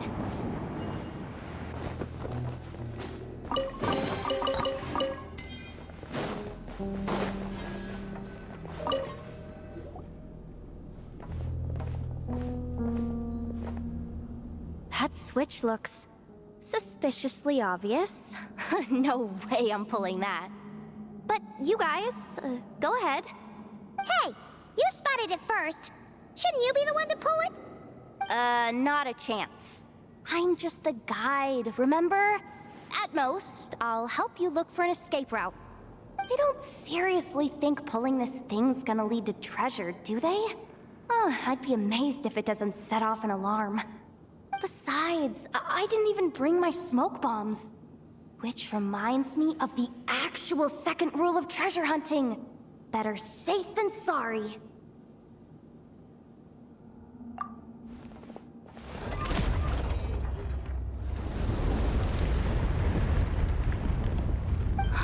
The ground, it's shaking.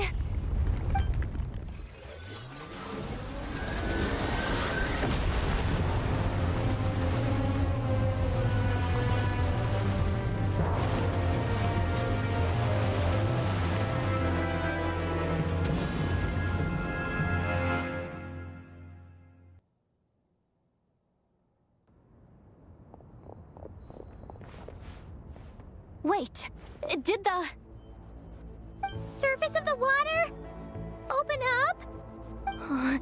This is bad. This is really bad. I'm getting put on the Fatui's blacklist for sure. Don't worry, Jahoda. You've helped us so much. If they try anything, we'll protect you. Aww. Come on, I was just kidding. I'm tough, okay? Just haven't had the chance to show off my fighting skills yet. Me, afraid of the Fatui? Ugh, not a chance. I suspect the relic is hidden down below. Jahoda, your commission ends here. I am truly grateful for everything you've done for us. You don't need to put yourself in any further danger. I'm coming with you. This has nothing to do with the commission, or the danger, or whatever. This has already gotten way out of hand, so I'm coming too. End of story. Aw, she's blushing. Hey! Zip it! Why'd you keep staring? Oh, you looking for a knuckle sandwich or what? Oh, come on, move it already.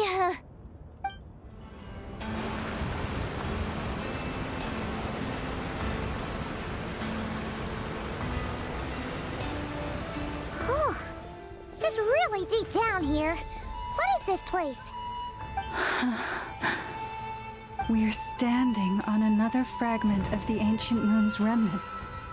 So this was the source of the Kuuhenki I sensed earlier. Wait, what? So the Fatui had it hidden underwater this whole time? This gigantic thing?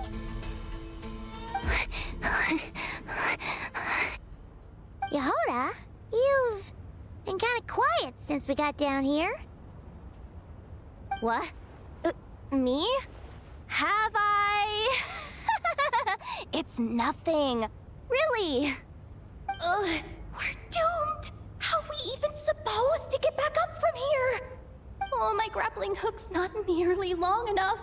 And if someone spots us here after all that commotion, we'll be sitting ducks.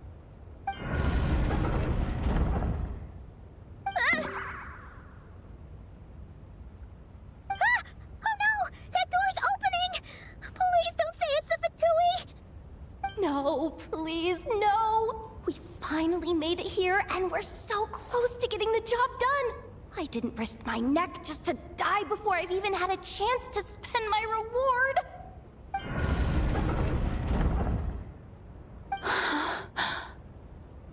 What happened? Why did the underwater barrier open? How could this be? Huh? Lauma? And... you guys? Vilemina? What's going on here?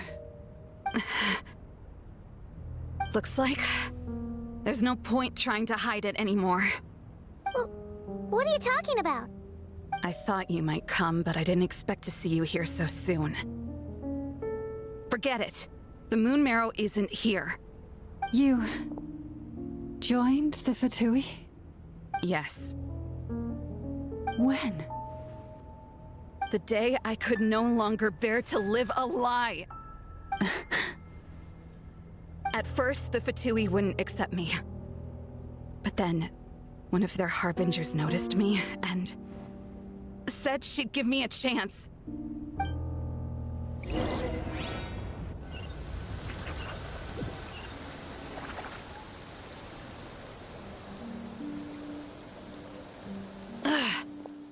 Lost them again. That harbinger told me to follow the blonde traveler who might visit the Frostmoon Scions. Easier said than done, though. The animals are on alert at night. If they see me, Lauma will catch wind of what I'm doing sooner or later. Am I really doing the right thing? No. It's too late to turn back now. The empty prayers, the stubborn displays of faith like Cappy's today. This isn't the life I want. Huh? Is that? The Traveler's back. I won't let him slip away this time. Wait, who's that with him? They look so alike. They seem to be heading towards the statue of Kuutar.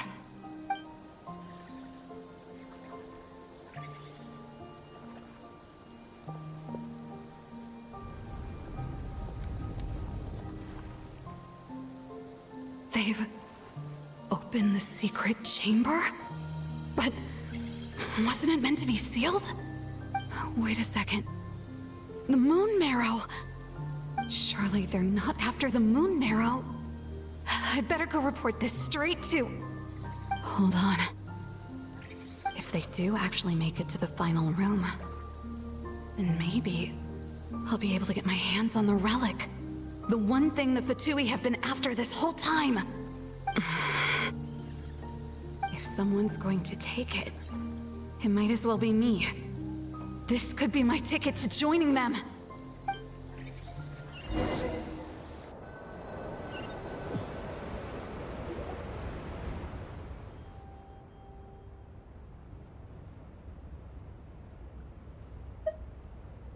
Yes. And in your final moment of hesitation, I took the chance. And then you gave it to the Fatui? But when we talked to you before, you seemed so genuinely worried about Lauma. Because I thought she was as fed up with the Frostmoon Scions as I was. We grew up together, Lauma. I know you were chosen to be the next Moonchanter when you were just a child. They never gave you a choice in that. I saw the look in your eyes when you were treating that child. That sense of helplessness. Surely you too must see that this blind, inherited faith of ours is simply holding us back. If our prayers are never answered, then why keep praying? Do they really deserve all of your devotion? Or are you trapped by the responsibilities they imposed on you? So those are your reasons for wanting to leave the Frostmoon Scions? Isn't that reason enough? When we pray to the moon, we do so to show our gratitude for the life it granted us long ago. It reminds us to strive for something higher within ourselves. But I know that's not what you want to hear. You're right, Vilemina. I have indeed kept secrets from you.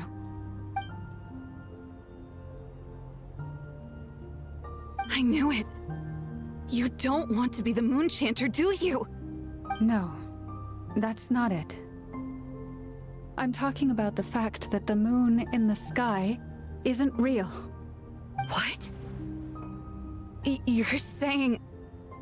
Huh? I've completely lost the thread now. Oh, do we really have to do this here? What if a Harbinger shows up? Oh, I'm not cut out for fighting big bosses! The pain you sensed in me was the pain of hiding this truth. If what you're saying is true, then you already knew that the Frostmoon Scions wouldn't believe any of this. Why didn't you just leave like I did? You don't understand, do you? That's the difference between us, Vilemina. I care about the Frostmoon Scions. They're family to me. It hurts because I care. And that's why I chose to hide the truth.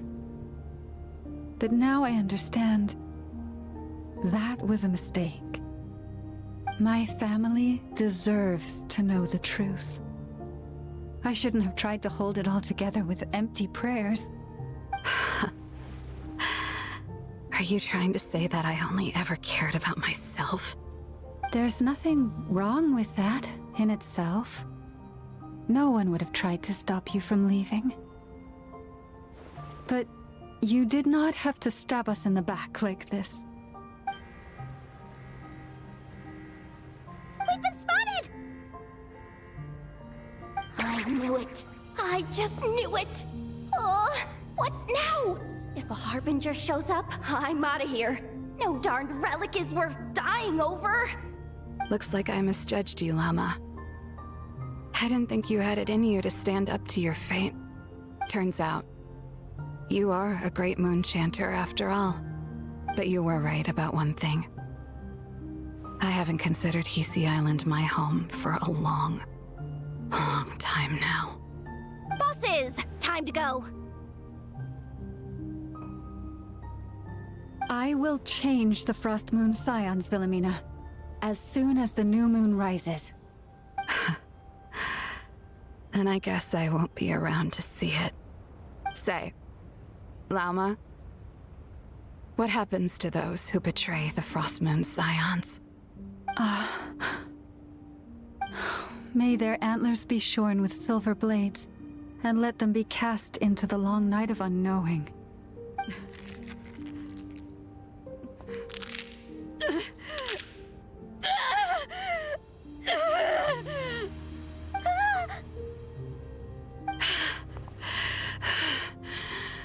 I have honored the ways of the Frostmoon Scions one last time.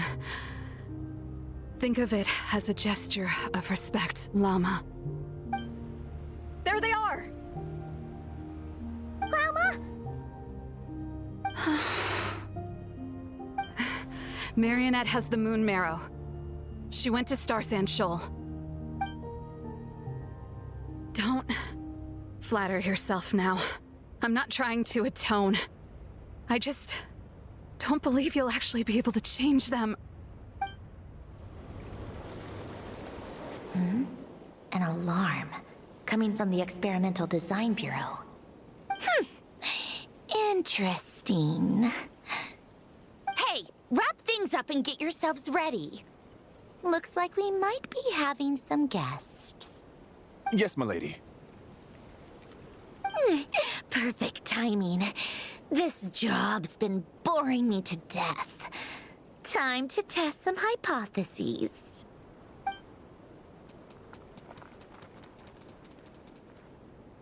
Bosses! I mean, esteemed clients. I mean, generous benefactors. Wait up! Come on! Sure you don't want to consider heading home first and coming back another day? Nasha Town's that way. You are aware that this is the way too. A little ahead of schedule, aren't you? Oh no, it really is a Harbinger this time. Marionette. So you are here after all. Hand over that relic right now. It belongs to the Frostmoon Scions. You mean that thing your antlered turncoat brought us? I have never much cared for trophies given up without a fight. But watching you tear each other apart over it? Priceless. I'm not in the mood for warnings today. Ooh, how frightening. Had I a Trimble function, I'd have rattled off at least a dozen screws by now. Or perhaps I've just set my sense of humor parameter too high. Were you trying to be funny just now? You don't honestly believe you're a match for me, do you? Go on then. Let's serve our guests a little appetizer.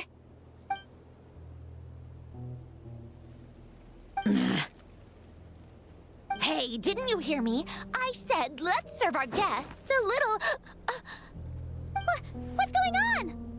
Oh no. Watch out. It's the Wild Hunt.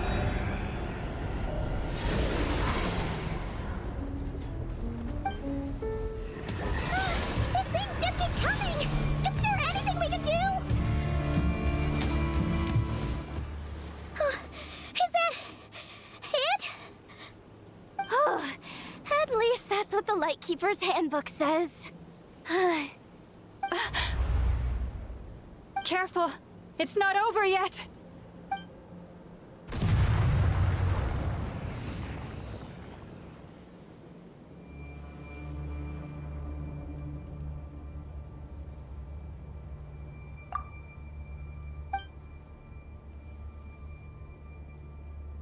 Paimon! Lauma! Jahoda!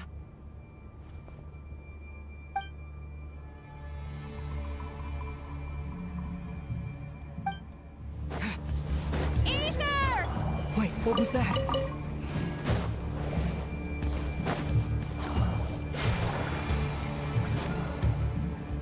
Ether! Over here! Lumine! Quick, grab my hand.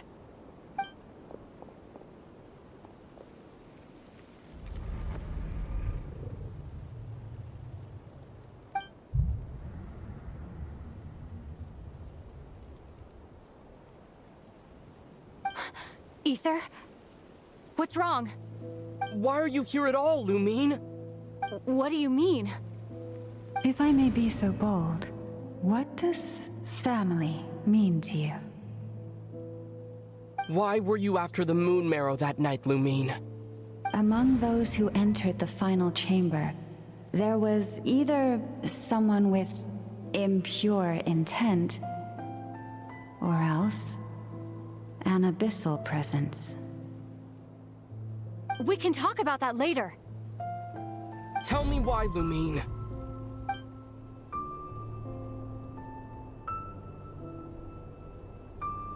You know, this is only the second time we fought together since the day we both woke up in Teyvat. No. Ether? But when I found you, you were still in hibernation. Even the key to the chamber was still secure on your person. We didn't wake up together. What are you talking about? We don't have time for this, Ether. Look at me, Ether. Don't you want to explore this world with me?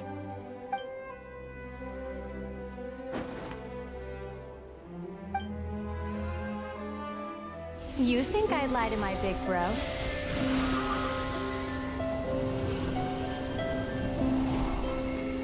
What a letdown.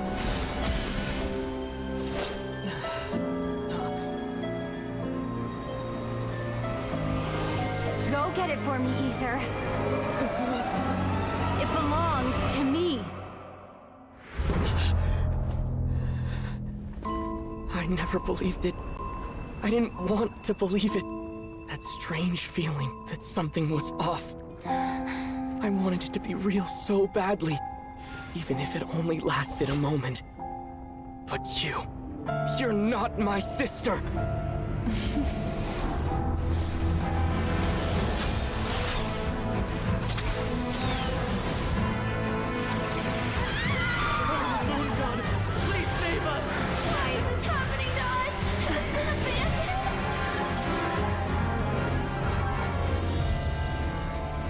The cold night should be our blessing, yet only confusion and sorrow remain. The truth may yet lie beyond the sky, but must we become lost because of it? Standing before you, as a scion of Hyperborea and the Frostmoon's emissary, I say this.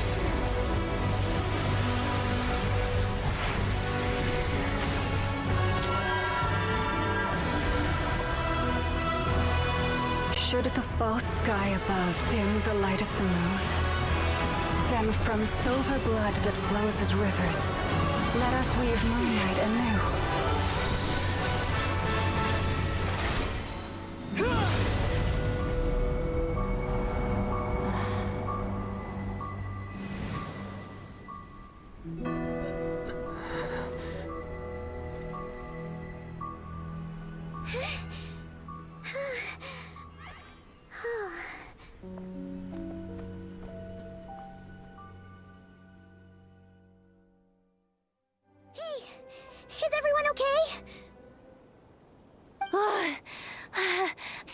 My life flashed before my eyes there.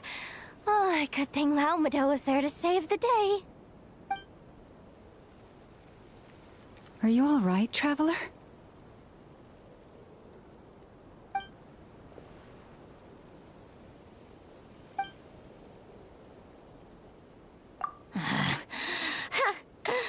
Well, that took you long enough. Seriously, how many of you are there? Pathetic. Oh no. Oh, I spoke too soon. Totally forgot we still have a Harbinger to deal with.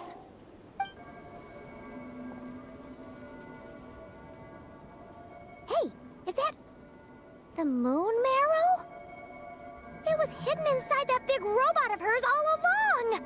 But that robot...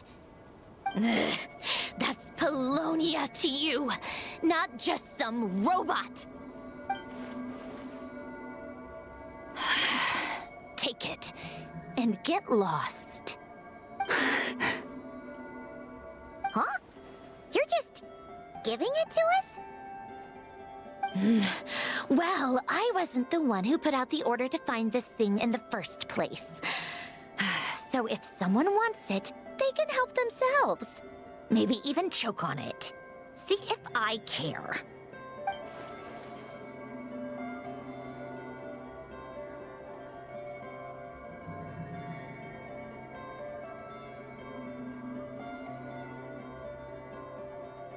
So, are you waiting for me to change my mind or what? I'd be more than happy to pick up where we just left off. But I should warn you, I'm in a bad mood right now. Let's go. Fine by me. Totally, completely, absolutely on board with that.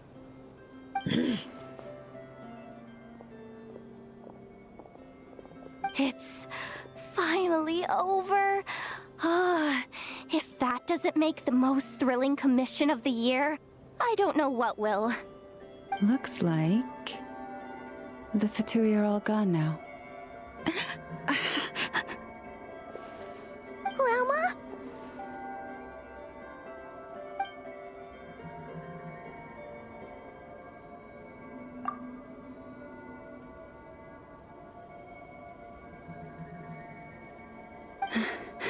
I'm all right.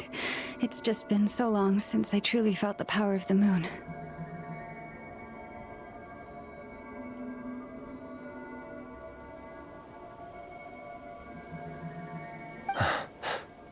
I thought I sensed the wild hunt nearby. Don't tell me you've already taken care of it. Hey, it's Flint's!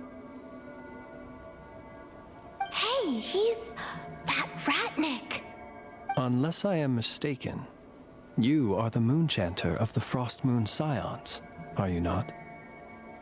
May I ask, what is that in your hand? Please, don't get me wrong. I've been tracking the wild hunt lately, and I've come to suspect that its actions aren't as aimless as they might seem. When I saw what you were holding, I could not help but start connecting the dots.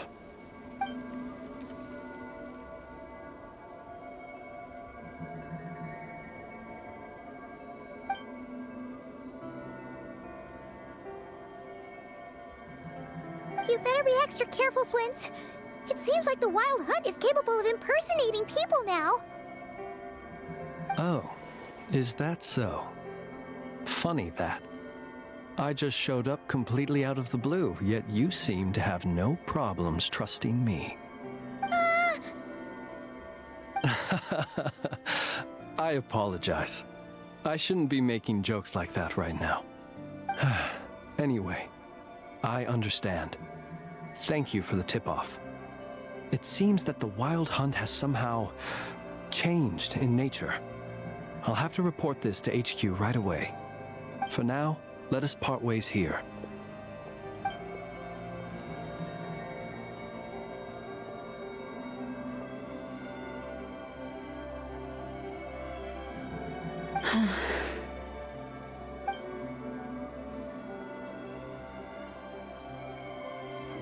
That little joke of his just now sure scared the bejeebies out of Paimon.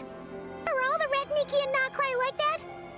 They're usually stationed in remote areas and tend to keep to themselves. So, it's not surprising they end up a little eccentric. No, he's different. Really? How so? The animals. They've told me they're afraid to even go near him. Oh, you're back. I just made you all a pot of tea. Better drink it while it's hot. Boss Neff, you wouldn't believe how scary our day has been! Seriously, I am never, ever taking random jobs like that ever again! You hear me? Oh, come on now. You even faced the wild hunt and lived to tell the tale. What's left to be afraid of? Wait a sec, how did you? Oh, right. Like you told us before, your business is dealing in information. Huh? Boss Neff? The teacups? Why is there one missing? Did you think I wasn't coming back? My. How could you think that of me? You know the rules. If a member of staff wants tea, they pour it themselves. Your cup's sitting safe and sound right there, in the cupboard. Member of staff? Does that mean you're accepting me back? Wasn't that the deal? Boss Neff! You're the best boss ever! You never change, do you? Everything turned out fine, no? You found exactly what you were looking for. Yet there you are, sulking away as usual. Nefer, that medicine we discussed before, the one for congenital Kuuhenki sensitivity. I need you to get it for me. And how do you expect me to find something like that for you in the middle of the night? You'll have to wait till morning, at the very least. I need it right now. All right. I'll see what I can do. But you know urgent means extra charge, right? Thank you. You know what? You do seem a little different. In a good way? Or a bad way? Who can say? I'll take it either way, so long as you don't start making a habit of asking me for ridiculous favors.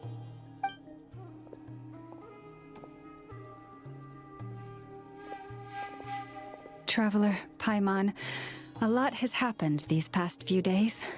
I don't know what I would have done without you. Hey, don't mention it. That's what we're here for.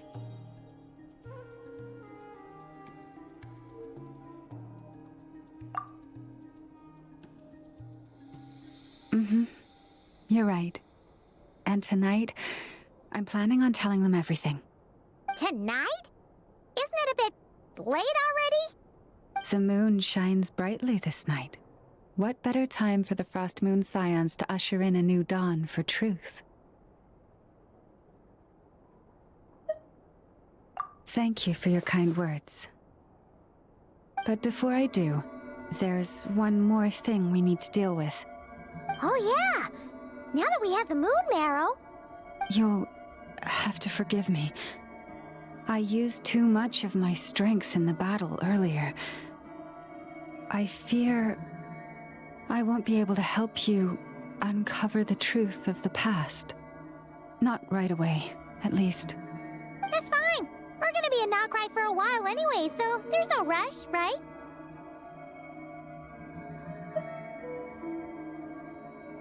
Thank you. But there's another problem.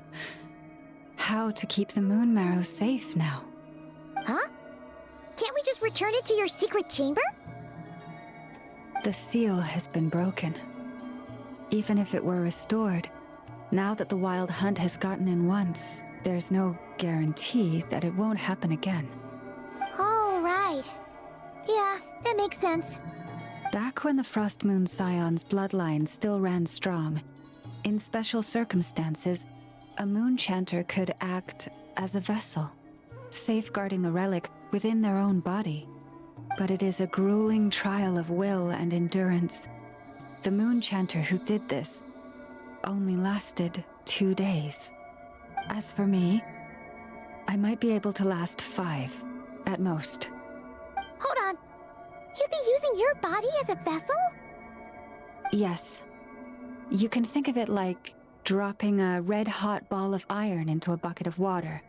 How long the water lasts depends entirely on the bucket's size.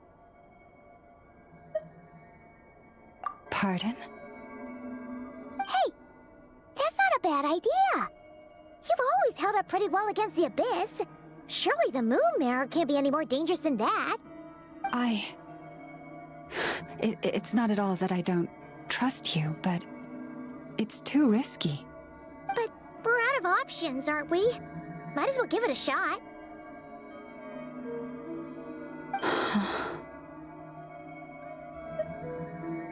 All right. Well, I'll be right by your side. If anything feels off, please tell me immediately.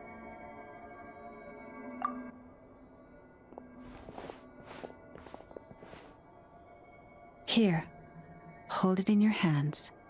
Feel its power. Imagine you're a lake, a cluster of stars. Let the moon become a part of you. Whoa! It went into your body! How is that? Are you feeling any discomfort?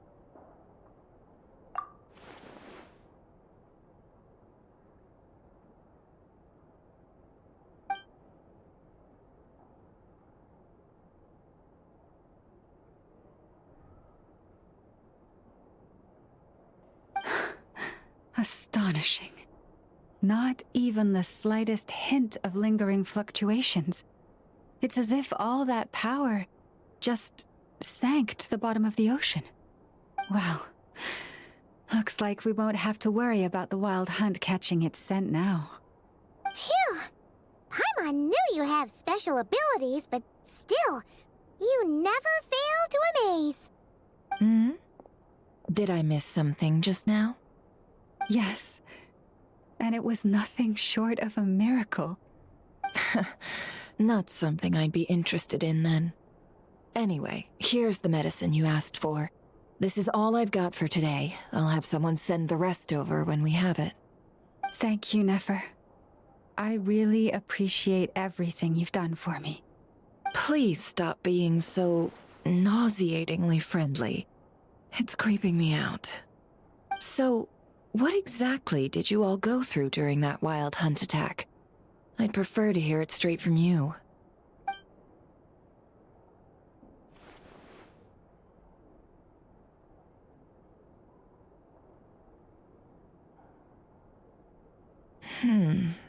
A phantom that can mimic the appearance of others. Quite different from what we've seen before. Yeah, and both times it appeared, its goal was pretty clear. It seems like it was after the Moon Marrow. And on both occasions, it was accompanied by the Wild Hunt, too. It appears there must be some close connection between the two. I must say, I don't often see you look this serious, Nefer. Too late in the day for thinking, that's all. We'll pick this up again later. You all feel free to keep chatting, though. Just don't forget to lock up when you leave. On that note, Traveler, please keep the Moon Marrow stored within your body for the time being. We'll take it back off your hands as soon as the wild hunt's been taken care of. Once and for all.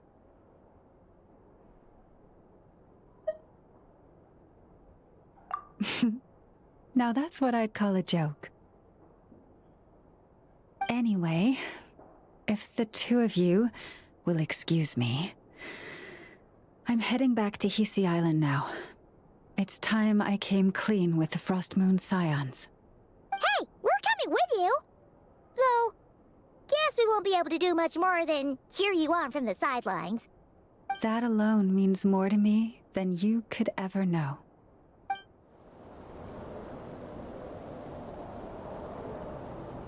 What's going on? I'm not sure. It seems like the Moonchanter has something important to tell us. I heard the relic's already been retrieved. That's our Lady Lauma, all right.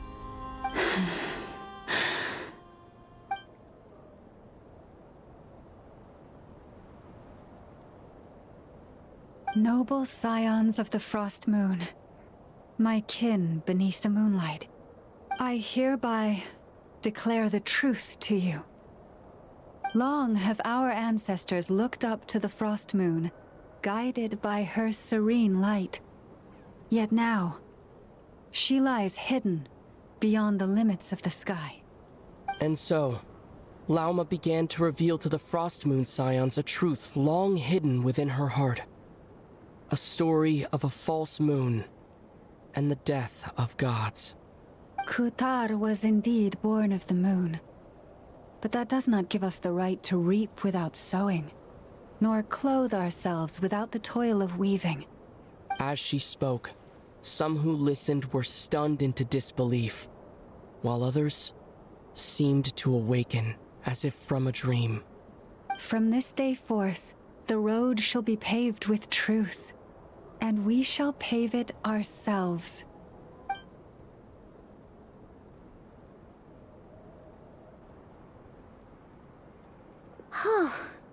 After everything Lauma said last night, Paimon wonders how everyone's adjusting.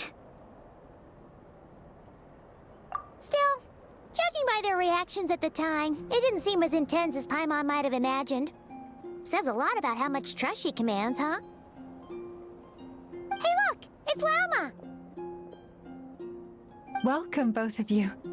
The animals were most lively this morning. They told me of your coming. Nothing too dramatic happened, did it? No one took it so hard that they went on a binge-eating rampage and ended up cleaning up the whole pantry? Or something?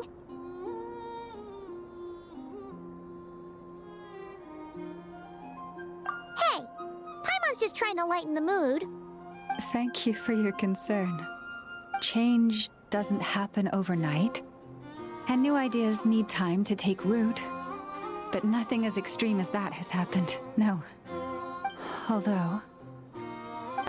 although what? Well, just as I thought might happen, some have chosen to leave the Frostmoon Scions for good. For them, losing their faith was like losing their home. Confusion, frustration, helplessness. I saw it all, reflected in their eyes. Oh. I respect their choice. May they carry the Frostmoon Scions' blessings far and wide, should they be willing to do so. If we meet again someday, perhaps we will be able to sit together and share stories once more.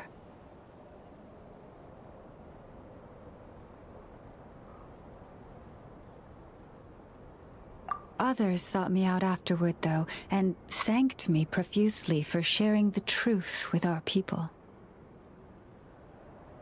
They said they used to see me as distant, even somewhat unapproachable, whereas now I seemed much closer to them. Like a friend, or even a family member.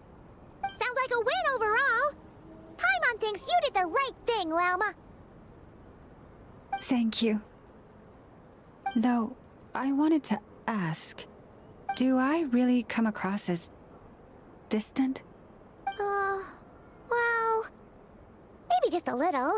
To people who don't know you, you are kind of tall, especially if you consider the antlers. I see. That's a bit of a hard one. My antlers tend to grow under the moonlight, so I can't quite help it.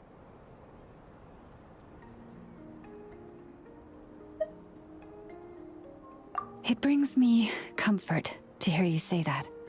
By the way, how has your body been adjusting to the Moon Marrow?